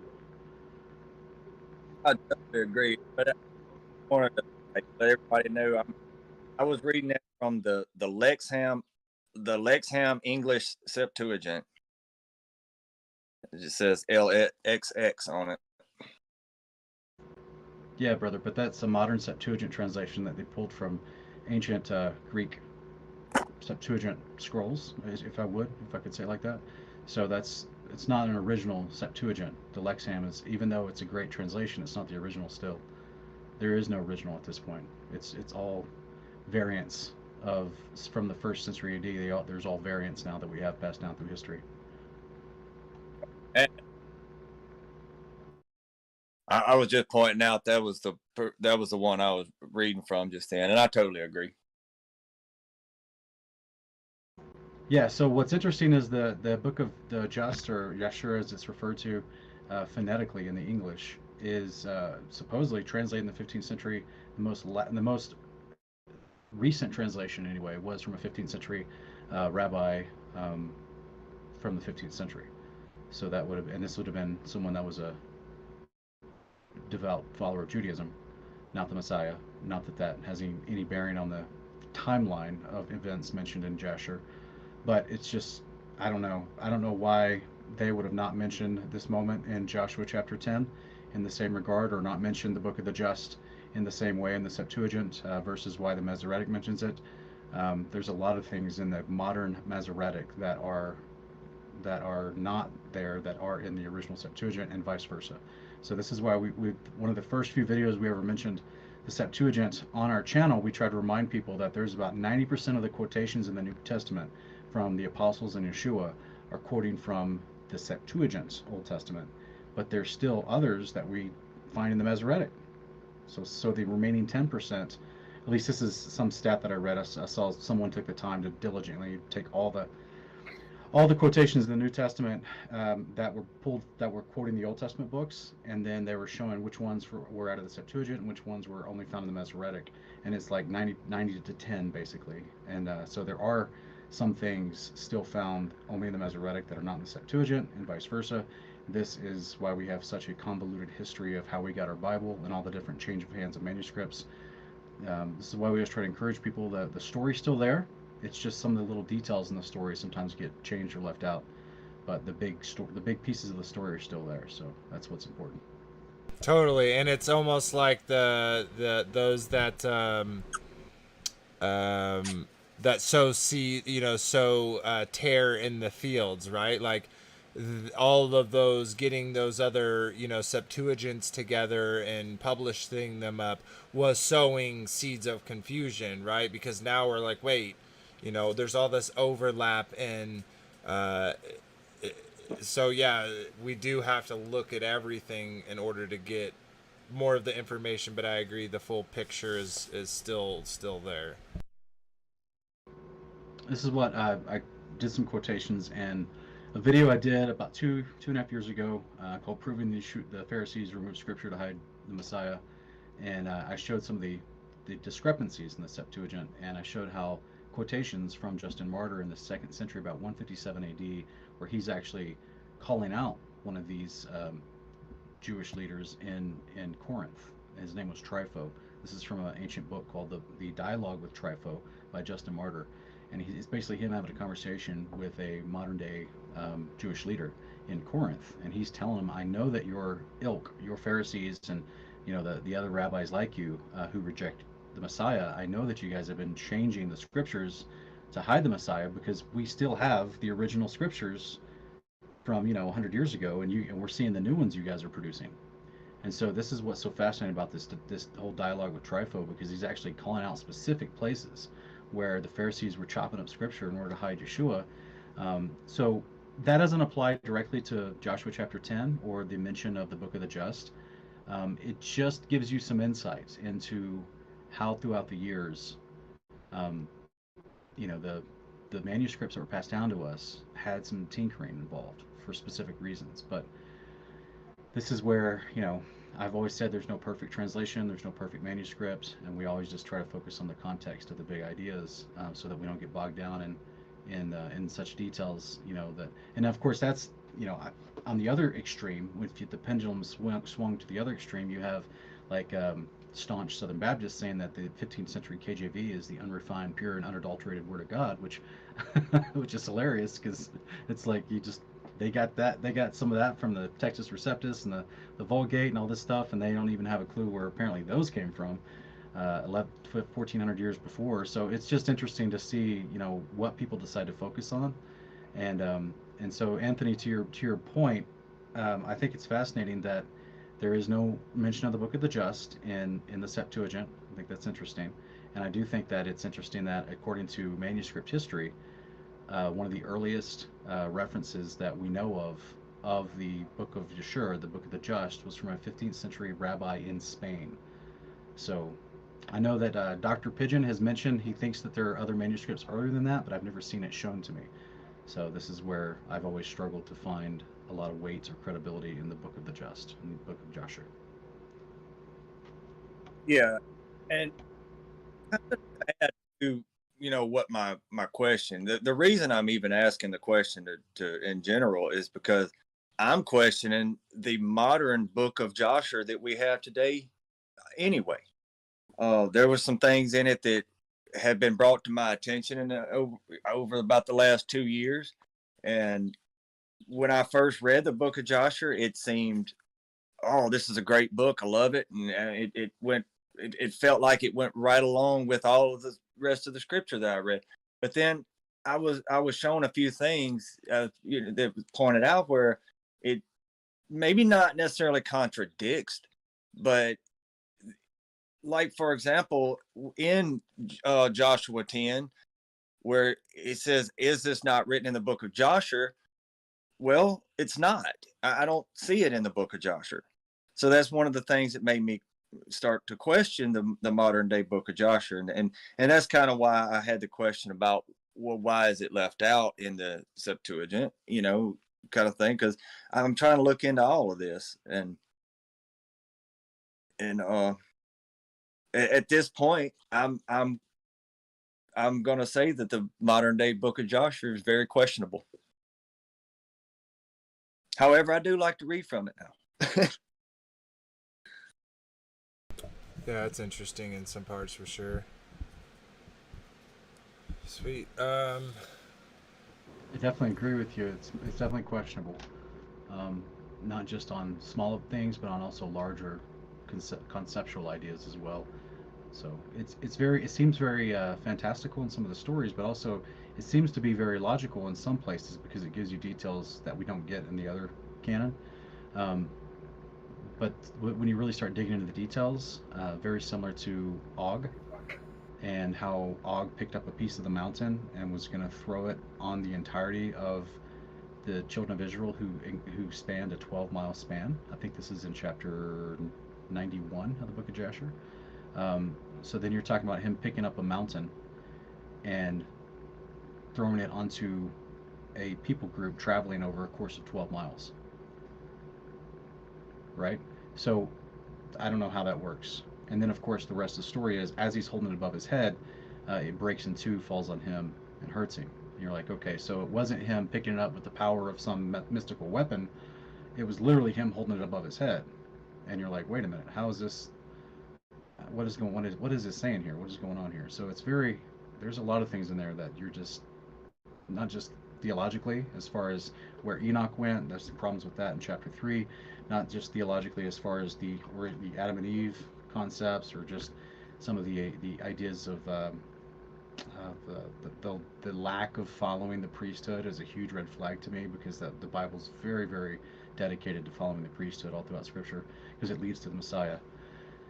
This is what we mentioned in a video I did about Rachel Eliar, the modern day Hebrew professor at the Hebrew University in Israel. She gave a speech talking about how in the first century AD that it became very obvious in her research of the Dead Sea Scrolls that the first century rabbis of Judaism who rejected Christians, they did not want people to read Enoch and Jubilees, Testament 12 Patriarchs, and talk about the word covenant, because the covenant has a leader of the covenant who's the high priest of the covenant, and the priesthood had been dispersed in AD 70 when Rome invaded.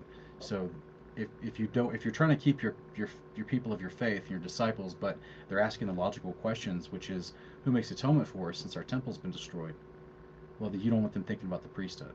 And this is why we've shown quotes from first century rabbis where they were telling people, oh, don't worry about having a priesthood. Your kindness will make atonement for you. Your good deeds will make atonement for you. Don't worry about the priesthood. Whereas the Christians were following the priesthood because that was who their Messiah embodied at that point. It was Yeshua became the high priest of the covenant. And so there was it's very suspect in why certain texts and certain ideas from books were just glazed over by their Jewish leaders in the early first century, because they were dealing with what they saw was a huge problem with all these people believing in Jesus Christ.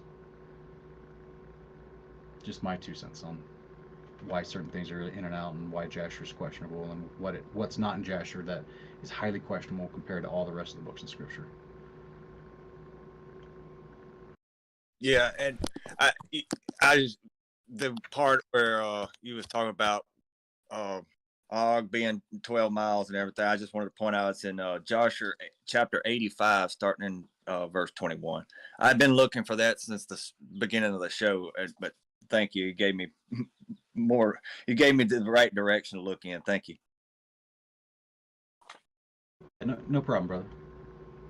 Yeah, in fact, there's Joshua's got some fun stuff. Let me see.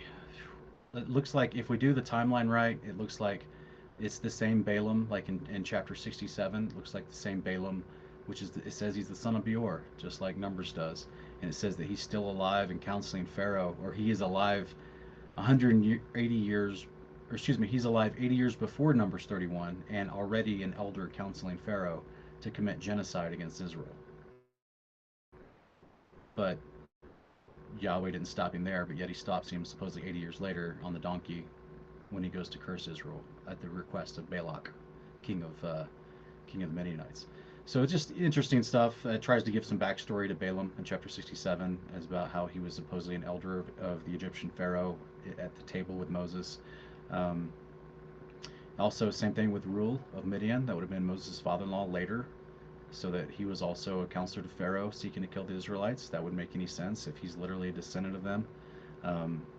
There's some interesting things in there, especially if Reuel, if it's the same one, that would be Jethro next to chapter 18. If it's the same person that is the father of Zipporah, whom Moses married, then that means, I don't know. It's just interesting to me that how it paints the picture of some of these side characters that we see in Genesis through Exodus. And then also kind of a blatant one in chapter 71 is about the age of Moses when he actually left. It says he's 18 versus, the book of Acts, Stephen says he's 40. So, hey, I just wanted to point out. Sorry. No, go ahead. I wanted to point out a thing right quick about a donkey. A lot of people are unaware of this, but pretty cool story. Around here, a lot of places, people have herds of cows, herds of sheep, herds of their livestock, right? A donkey is used to keep wolves or the herd from wolves. I just wanted to point that. That's what I'm sorry, brother, you're breaking up. I think he said donkeys are used to keep wolves away from the herd. That's right. People, farmers that have cows and whatever, they use donkeys to keep wolves and coyotes, to protect them. that because they're such mean kickers? Actually, they'll run up to them and bite them on the Bite back. him on the neck. Yeah. Yeah. I actually grew up with a donkey and lots of horses and a mule, and the donkeys and mules, dude, they're some fierce, mean animals when they want to be. One day, Vader, we got to get into your whole biography because you have such a unique past. Your dad was a classic rock bass player. Now you grew up with donkeys and horses. It's so interesting, my dude. Yeah, it's pretty crazy. It's because of him. He was literally into that, and then he kind of had, his kind of, I need to get away from this stuff and back towards, like the real stuff.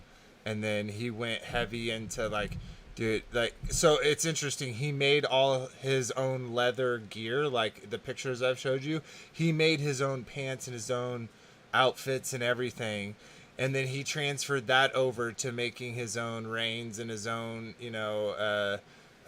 saddle bags and his own all that type of stuff. But yeah, it was definitely an interesting journey so far. Yeah, it really is awesome. Oh, sorry guys, I just remembered something that I was hoping to say about Jasher, which was I forgot, is that in chapter 2, yeah, it's in chapter 2, it mentions something that seems very concerning as far as the timeline compared to Enoch and Jubilees. Chapter 2, verse 4 says, the sons of men went and served other gods. They forgot the Lord who created them in the earth. In those days, the sons of men made images of brass, wood, stone, bowed down to them and served them. But in verse 3, before this is every man. Okay, so I'm sorry, let me stay on track here. Verse 5, every man made his god, and they bowed down to him. The sons of men forsook the Lord all the days of Enosh and his children. Well, Enosh, guys, is before Enoch, and definitely before Jared. So, according to Enoch and Jubilees, it was in the days of Jared. The angels descended, took wives, had Nephilim, and those Nephilim became the false gods that men served. And this was the beginning of idolatry, as the book of Enoch talks about. Totally. So there's a little bit of a discrepancy in the timeline there by several hundred years, with Enosh being the great-grandfather of Jared, or Enoch, and the angels had not descended yet and started their mischief. So we have a lot of problems with the modern book of Jared as well. Totally, and this is kind of bringing up. I talked about this earlier. I'm gonna share it on screen, or the other day with people, speaking about the book of Enoch. So in chapter 20, it says, and these are the names of the holy angels who watch. Uriel, one of the holy angels who's over the world and over Tartarus, and Raphael, one of the holy angels who's over the spirits of men, and Raguel, one of the holy angels who takes vengeance on the world of the luminaries. And 5, Michael, one of the holy angels, to wit, he is set over the best part of mankind and over chaos. Seracuel, one of the holy angels who is set over the spirits who sin in the spirit. And Gabriel, one of the holy angels who is over paradise and the serpents and the cherub. And Ramiel, one of the holy angels who God set over those who rise. So, to 5, it says, Michael, one of the holy angels, to wit, he that is set over the best part of mankind. Best part of mankind.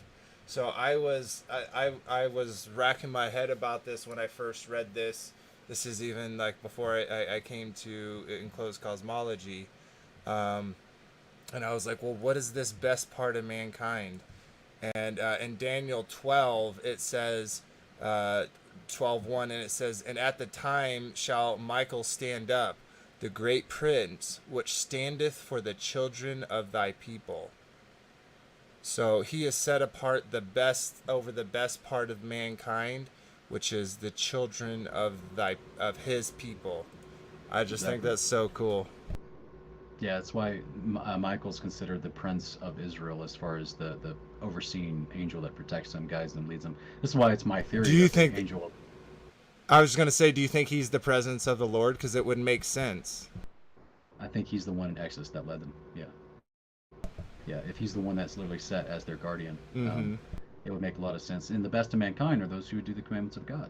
It means you're in covenant Israel. So that's, yeah, perfect sense to me. John, you brought up something too that makes a lot of sense to me as well about the chapter 2. I think you read 3 through 5.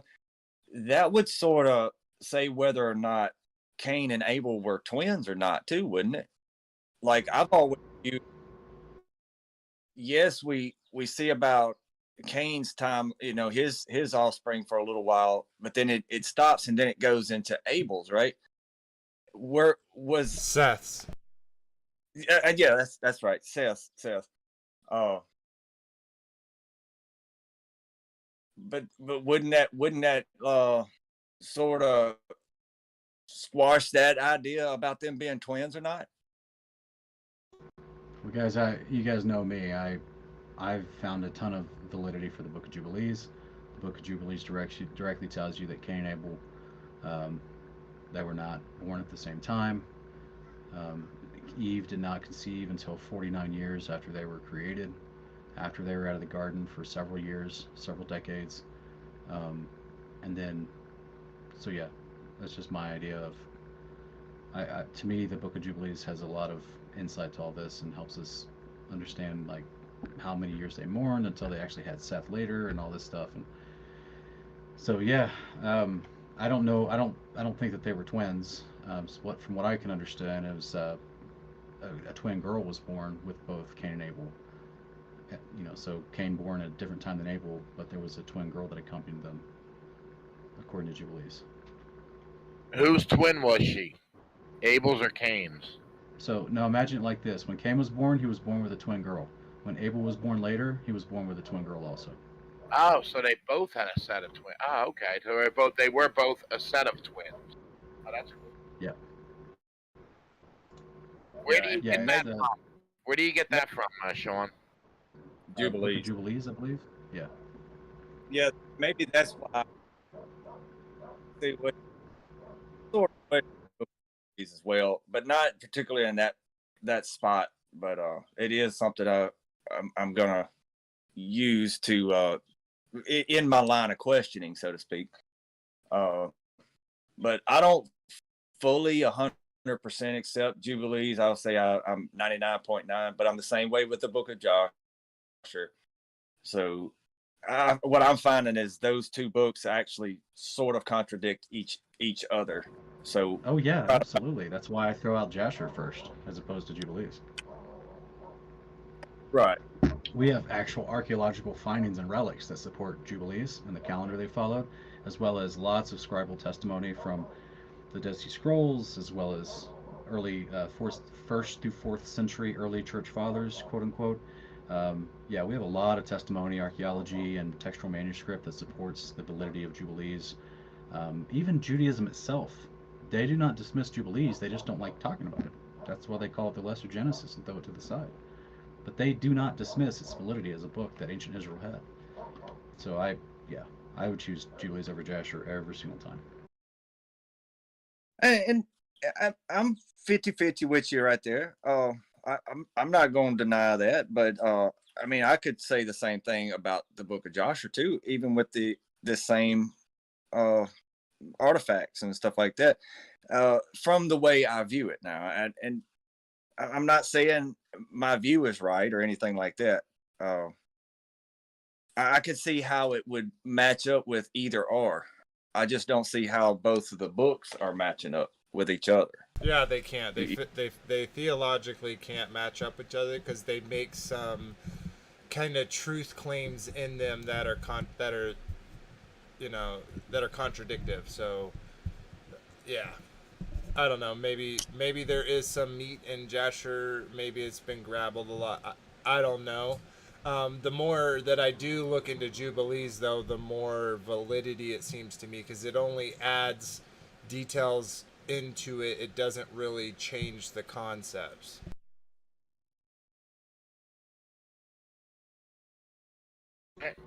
Where do we stand on the books of Adam and Eve? Are they in or out? Don't ask me. You won't like my answer. We did a whole show on it, Honoring Kings, last year. Yeah, that's with Well, Hanging on His Words. Check that out. It's a really great series. my take on the books of Adam and Eve is I think it's a pretty elaborate tale of somebody's opinion of what might have happened. It is a good book. It's a fun book to read. When I picked it up, I don't think. Sorry about that. It is a good story. It's a good read. It does let your imagination run wild. I'll tell you that. Yeah, I don't think it's scriptural though. I don't think It wouldn't surprise me though that they were, because isn't that the one where it talks about them being really big? That doesn't really surprise me that they may be bigger than like modern man. Yeah, but it said Adam was bigger than the dimensions of the ark. Yeah, and I know, and maybe that's like the cubit lost in transition, or that measurement lost in transition. I don't know, but it wouldn't surprise me. I'll just say it like this: maybe that's over exaggeration. It wouldn't be surprised if we've like got smaller and smaller throughout time. We've de-aged, right? Like for instance, like your the brow of a man, the brow of mankind always is growing, like the brow bone. So like when they show, skulls where these, the human like skulls exactly the same, but their brows are much bigger. It's like we could be looking at someone who lived way longer, and then those artifacts or those specimens are typically held up to rigidity, better than stuff, like modern days, like how quickly bodies decompose now as compared to then. I think there's a lot of stuff like that that's been on a downward trend for a long, like since sin. Sure, we have, this is why we've tried to suggest to folks that the common denominator between the pre-flood world and the millennial reign is the fact that the water of life that flows out of the garden was here and will be back here again. That's why people live long lifespans during those two epochs of time, and that's why the current snapshot of time that we live in now, no one lives those long lifespans anymore. So that's just our opinion on what is the common denominator for that. And so yes, if you're not living longer, it's possible you don't have the same nutrients because you don't have the same pure water, which your body needs pure water to run properly.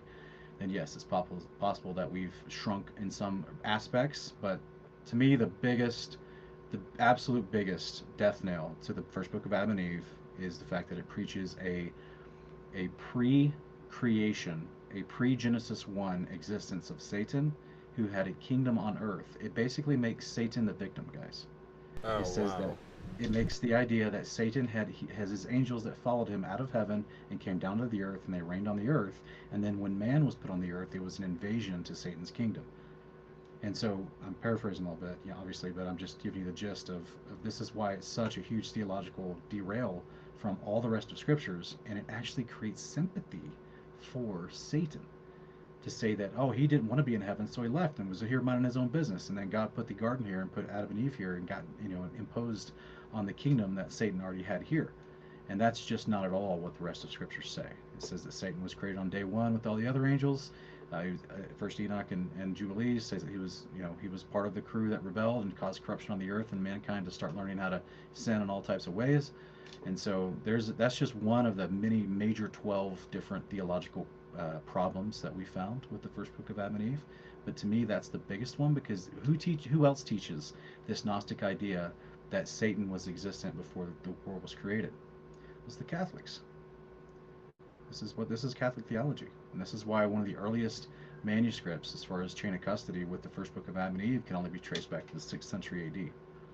Catholicism was already formulated, was already cauterized, was already being thoroughly absconded by Roman influence.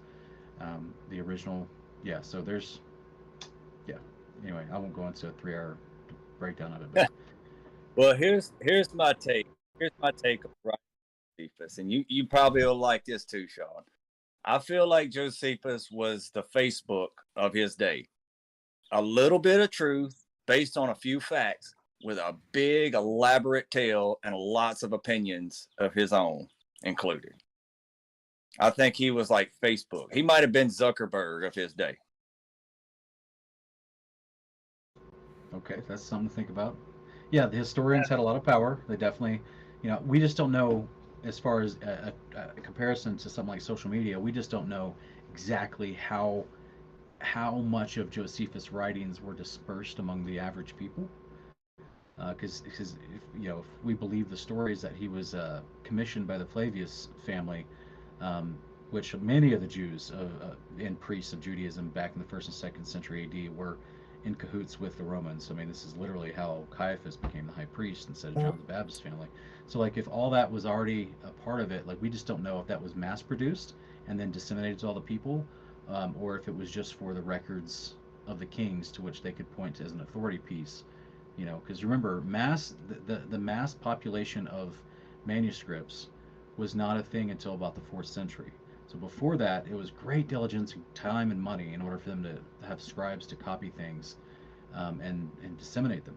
Right? It wasn't that easy because the papyrus and the different forms, they would wear out quickly, and the ink. A lot of people don't know this, but Gutenberg created a different type of ink in the 1400s that allowed it to last longer. So not just the paper didn't last as long in the days of Yeshua, but the ink itself didn't last as long. So this is why they continually had scribes remaking new scrolls to keep that information fresh and available. But that still is not the same. Like, having one library is not the same as the internet today, where all information is at the touch of everyone's fingers. Just food for thought.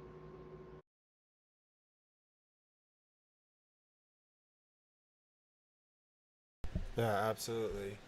All right. Well, we've done a little bit longer show than normal, but I don't want to. You're going to end on 9/11? Illuminati confirmed. Illuminati confirmed. What's 9/11? The time right now. Oh well, it is where I live anyway, so it's Oh, true. Apparently I'm in the Illuminati now, in case you guys didn't know, because I nervously had my fingers put together on Rob Skiva's channel 2 weeks ago. Oh, ooh, confirmed. So it's confirmed now. I seen that. Yeah. Apparently I'm an You're getting a absolute lot of flack government about that. it's funny. I was actually watching Austin Witsit Gets It the other day, and he was saying perfectly planned, and he did that, and he's like, oh gosh, now I'm confirmed. I kind of did 9/11. We go to 9 to 11 Eastern time because we're told to never forget, right? So we got to always remember 9/11. So I figure people would remember that timing because they've been programmed to never forget. So here's the big question I wanted to ask you guys, which is why I was happy that Mrs. Vaderbear gave me a link to jump on tonight. If we're looking at Joshua chapter 10, the sun and moon stand still over the valley of Abijam, and I know that Anthony already proposed his theory that that's why the calendar immediately messed up at that point, and is forever messed up. But if we have an enclosed creation model, as we all talk about, and I think everyone on this panel understands and believes, and the sun and moon are lights in the sky moving overhead, is there another clock piece that the Father keeps besides the sun and moon as they dictate the day and the night? So therefore, when he stopped the sun and moon, there was some other clock the Father had still going behind the scenes. I get what you're saying. Like those are like a worldly clock, but the time standard that he keeps is kind of above that.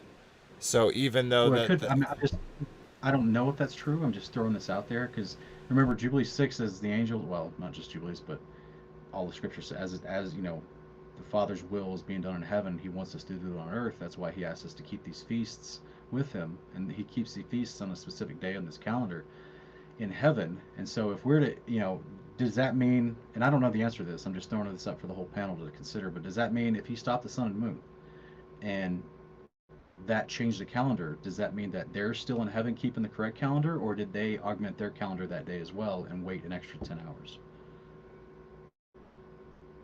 Now, I'm on the opinion that basically they're keeping the correct calendar in heaven, because I believe that when the witnesses do return, or when we do see the two witnesses, they're going to get us straight on the calendar as well as a lot of other things that we have misconceptions on. But I don't think that I don't think their time stopped. I don't think actual time stopped. I think in our minds is when it messed up, because nobody could actually conceive the day and night like the night time, like it was dark out and they were still fighting, but the sun was still out, so they could still see.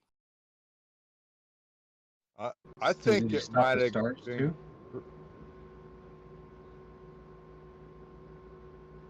Yeah, Enoch talks about the sun and the stars keep the same pattern in heaven above. Yeah, it would have to stop all that. It wouldn't keep rotating. So like the whole thing, the whole system would stop. What were you gonna say, Daryl? I think it might have been corrected when Hezekiah asked for the sun to go back 10 degrees. I could be wrong. It's just thought, though. Well, yeah, That's all I'm saying.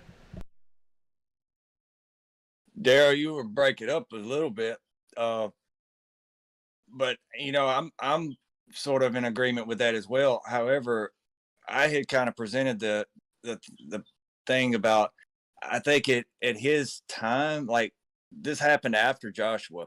I don't think it would have mattered at that point if the sun went backwards, even for a whole day. At that point, everybody had already lost what their original calendar was, or what their original day was and stuff. So he could have made it go back a whole day at that point, and it would have just messed people up even more, so to speak. Yeah, that's a great question, Sean. Yeah, I probably would have had to go back further 10 degrees, but yeah, that was just a thought that jumped in my head. But yeah, I never thought of that. That's a great question. Well, another thing to that question is like, and I've looked at what you presented about the 364 day, and there's so much about it that makes sense to me, but it almost seems like too easy to be true. But then it's like, well, his yoke is light, his burden is easy. But that at the same time, like for a lot of other stuff, I had to kind of struggle to figure it out. So You're saying that 364 calendar sounds too easy to be true?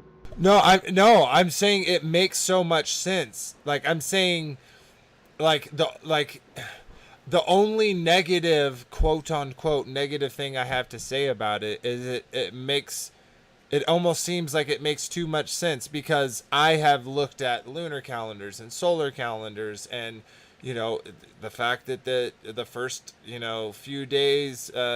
few days didn't have the sun or moon, so how could they start those days and count? Like, I looked at all that evidence, and it was so confusing that when you presented that 364 with the four let's call them cusp days, Days. yeah, days of transition, like I'm like, oh, that makes perfect sense. It makes everything counting so easy, that's where I mean it's almost too good to be true, because everything else I looked at was so confusing. And then you would come to, well, like if I take it all the way to the end, I'm off days every time. Right, right. So what does the devil do all the time, though? He takes something very clear and he makes it confusing. Just like when he tells, he's trying to tell men to cut their male parts off and become women. There's a huge suicide rate after that happens, because it's not natural. It's confusing. They don't even know what to call themselves. I mean, like, it's just a modern example of how the enemy works, right? So therefore, again, I did that video with breaking down Rachel Eliar and her commentary and conclusions about her immense study on the Dead Sea Scrolls. And one of the things she said was there was a battle over the calendars in the century, like first century BC, leading up to the first century AD, that 200-year time span amongst um, the Levites of the day, and certain sects that wanted to keep the solar calendar, and the other ones wanted to keep the lunar calendar. And the reason that the Levites and the priests that want to keep the solar calendar said that the lunar calendar came from Greece, from Babylon. You remember Greece ruled Babylon in the days of Alexander the Great. So they were saying like, no, the lunar calendar is Babylonian, the solar calendar is the ones the scriptures. So this debate's been going on for 2,000 years, guys. But all I'm saying is she presented forth some interesting findings and commentary and evidence about something that surprised her, which was, wow, I didn't realize this calendar debate went back so far, even 2,000 years ago, and that the supposed Levites back then were saying, hey, the solar calendar is the covenant days of the calendar, and it was considered a holy war that they were in with the other sects of, I think it was the Sadducees or the parts of the Pharisees that were pushing for this lunar calendar. So, lots to consider, lots to consider, and this is why, to me, the lunar calendar and anything other than 364, it just literally doesn't make any sense, because you do have to add days here and there, and you have to, it just gets really, really wonky really fast. And this is exactly what Jubilee 6 tells us. Same thing with Enoch 84. It tells us that if you follow the moon, you will be off. But if you follow the sun, it's in perfect harmony, 364. Same with the stars. Just my thoughts. Sweet. I do agree. Shout out to my dear brother and good friend Chris. He's got a really good interpretation of how the solar lunar calendar works and stuff. And I tell you, I've looked into it, and of course I can't refute very many of them at all, but his makes a lot of sense to me. And I think maybe he should kind of present his findings every once in one day too. Maybe everybody will sort of come together there or something, because I see a lot of fussing when it comes to the calendar. Yeah, and that's exactly why I kind of shied away from it, because it's like, and one of the reasons why I've made the thought of like, maybe that is one of the things that the two witnesses would reveal.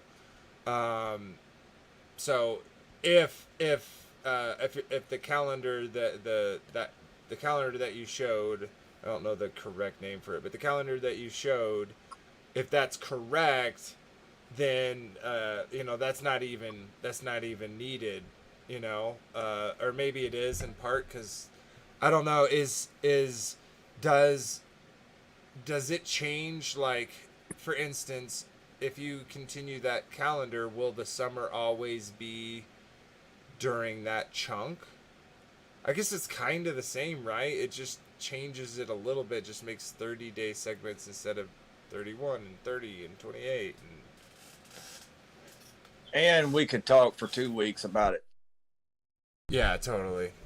But yeah, let's we're actually almost 30 minutes past our typical time, so let's go ahead and wrap this up. I got a little housekeeping to do real quick before we say our goodbyes.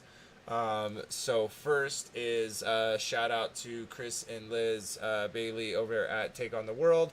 If y'all are not subscribed to them, definitely go check them out. They give us this opportunity to come on their platform and share our puzzle pieces with their community and their family. So we really do appreciate that. So obviously go show them some love and get some subscribed. And then awesome, we're at 508, so that means we're definitely going to be a drawing. So just to reiterate, and we'll make another post about this as well, but you need to be subscribed. You need to at least leave one comment on one video, and then next week will be the announcement of the winner, and that will be, we'll put all those names into a randomizer. We'll draw a name, and that's going to be the winner. And it'll be announced on in the Facebook group as well. Correct. It'll be pinned in the Facebook group, the winner of it. Sweet. And then And as always, we read the comments. So this was from last week's video, which was shot, talking about whether, some of these events that we see are staged or actually real operations. We got some comments. This is on Take on the World. Joseph Steffen said, it's hilarious how conspiracy guys magically agree with the mainstream consistence on Hitlerio.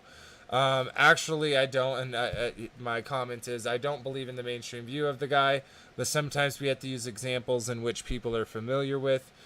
We know his story is full of garbled information and not limited to the roller skate king, i.e.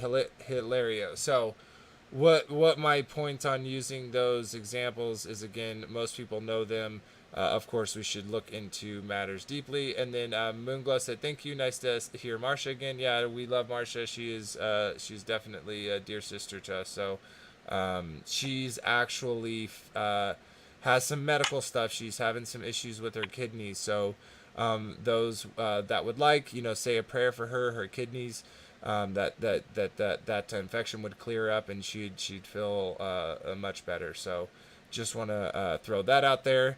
And then, of course, go check out our other stuff. We got 23 other episodes, but a whole bunch of other special guest content, as well as special episodes. There's a lot there, so go check it out. And then, again, from our video streamed over here, we had a few more. As always, I enjoyed the show. We enjoy you, Marsha. And my lovely wife said, I love the switch to Friday nights, everyone. Thank you. And we do too. It's working a lot better for us. So we appreciate that's my wife's idea. So, and then, Anthony said, I've been finding so much more that we covered here. Definitely deserves a part 2. Yeah, literally so much information, so little time. We could literally do, I feel like we really need to get into more conspiracies and stuff like that, but maybe do it another day. But anyways, and then I left a comment, thanks for leaving a comment. It helps it grow. It really does. So we appreciate when you do. So anyways, that's the rest of the housekeeping. Shout out to you, Sean, for rating us, and shout out to all the new people that joined us and subscribed. Those that are in the chat, we really love the conversations that you're having. Other than that, we'll go ahead and start saying our goodbyes and then play our outro. So I'll throw it off, as always, to Anthony, if you'd like to say your piece. Yeah, I'd just like to say again, Shabbat Shalom to everybody, and thank you all for coming out and everything. Thank you, Sean, for being basically a special guest tonight. Always thanks for having me, guys. But we I know there's a lot of talk and disagreement on certain aspects throughout Scripture, but brothers and sisters, we're all in this together. We're all on a search for truth. What is the real truth? We shouldn't stop we shouldn't stop looking for the truth just because someone says so.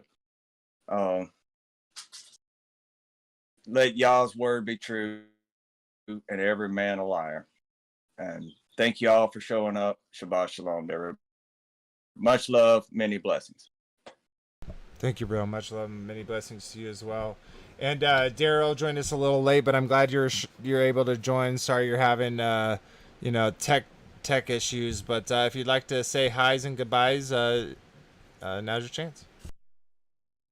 Okay, well, yeah, I'm glad I was able to make it, and glad to see y'all, and especially Sean. Thank you for showing up, and yeah, Shabbat Shalom, and I agree with Anthony. Yeah, it's great that we all come together because we all have a piece, and to hear somebody else's piece and helps us fit, so we fit together good.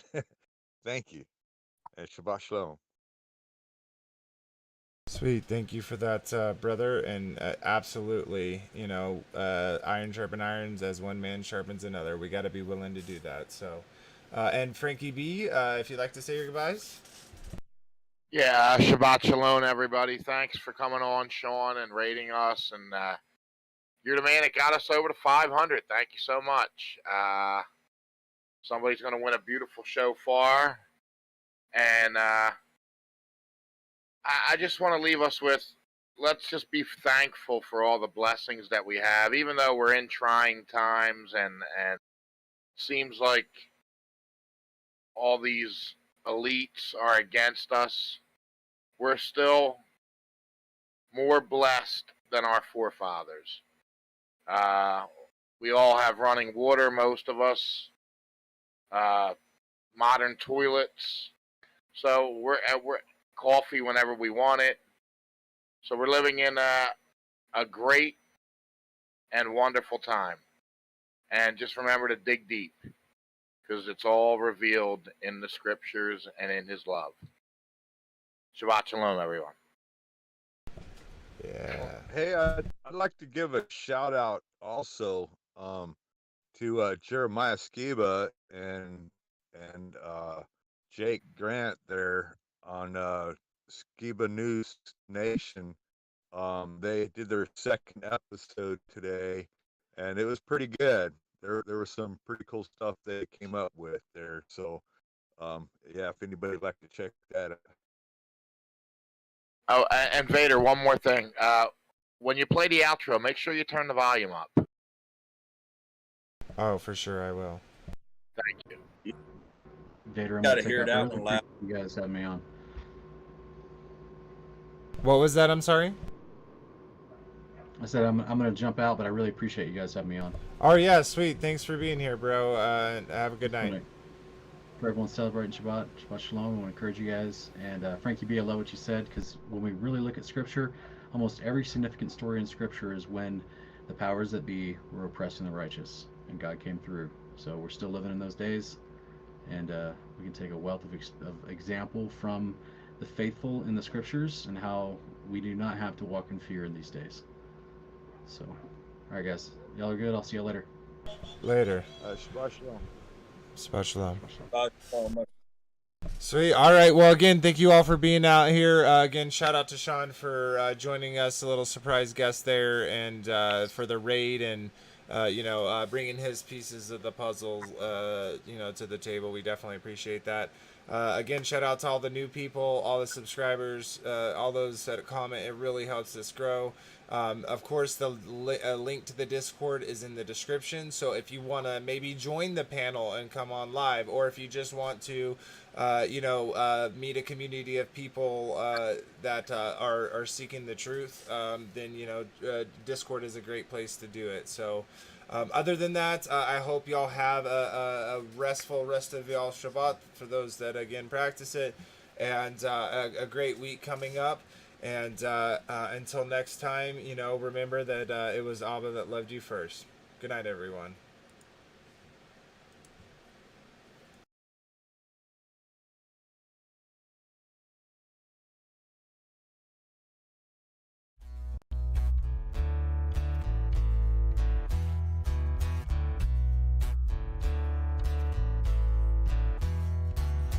It's your glory,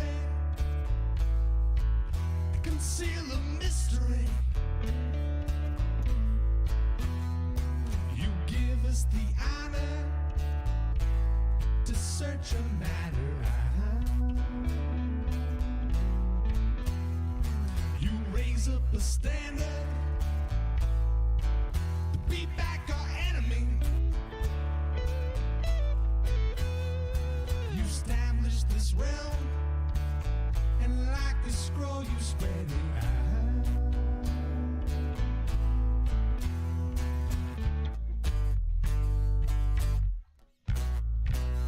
Dig deep, searching.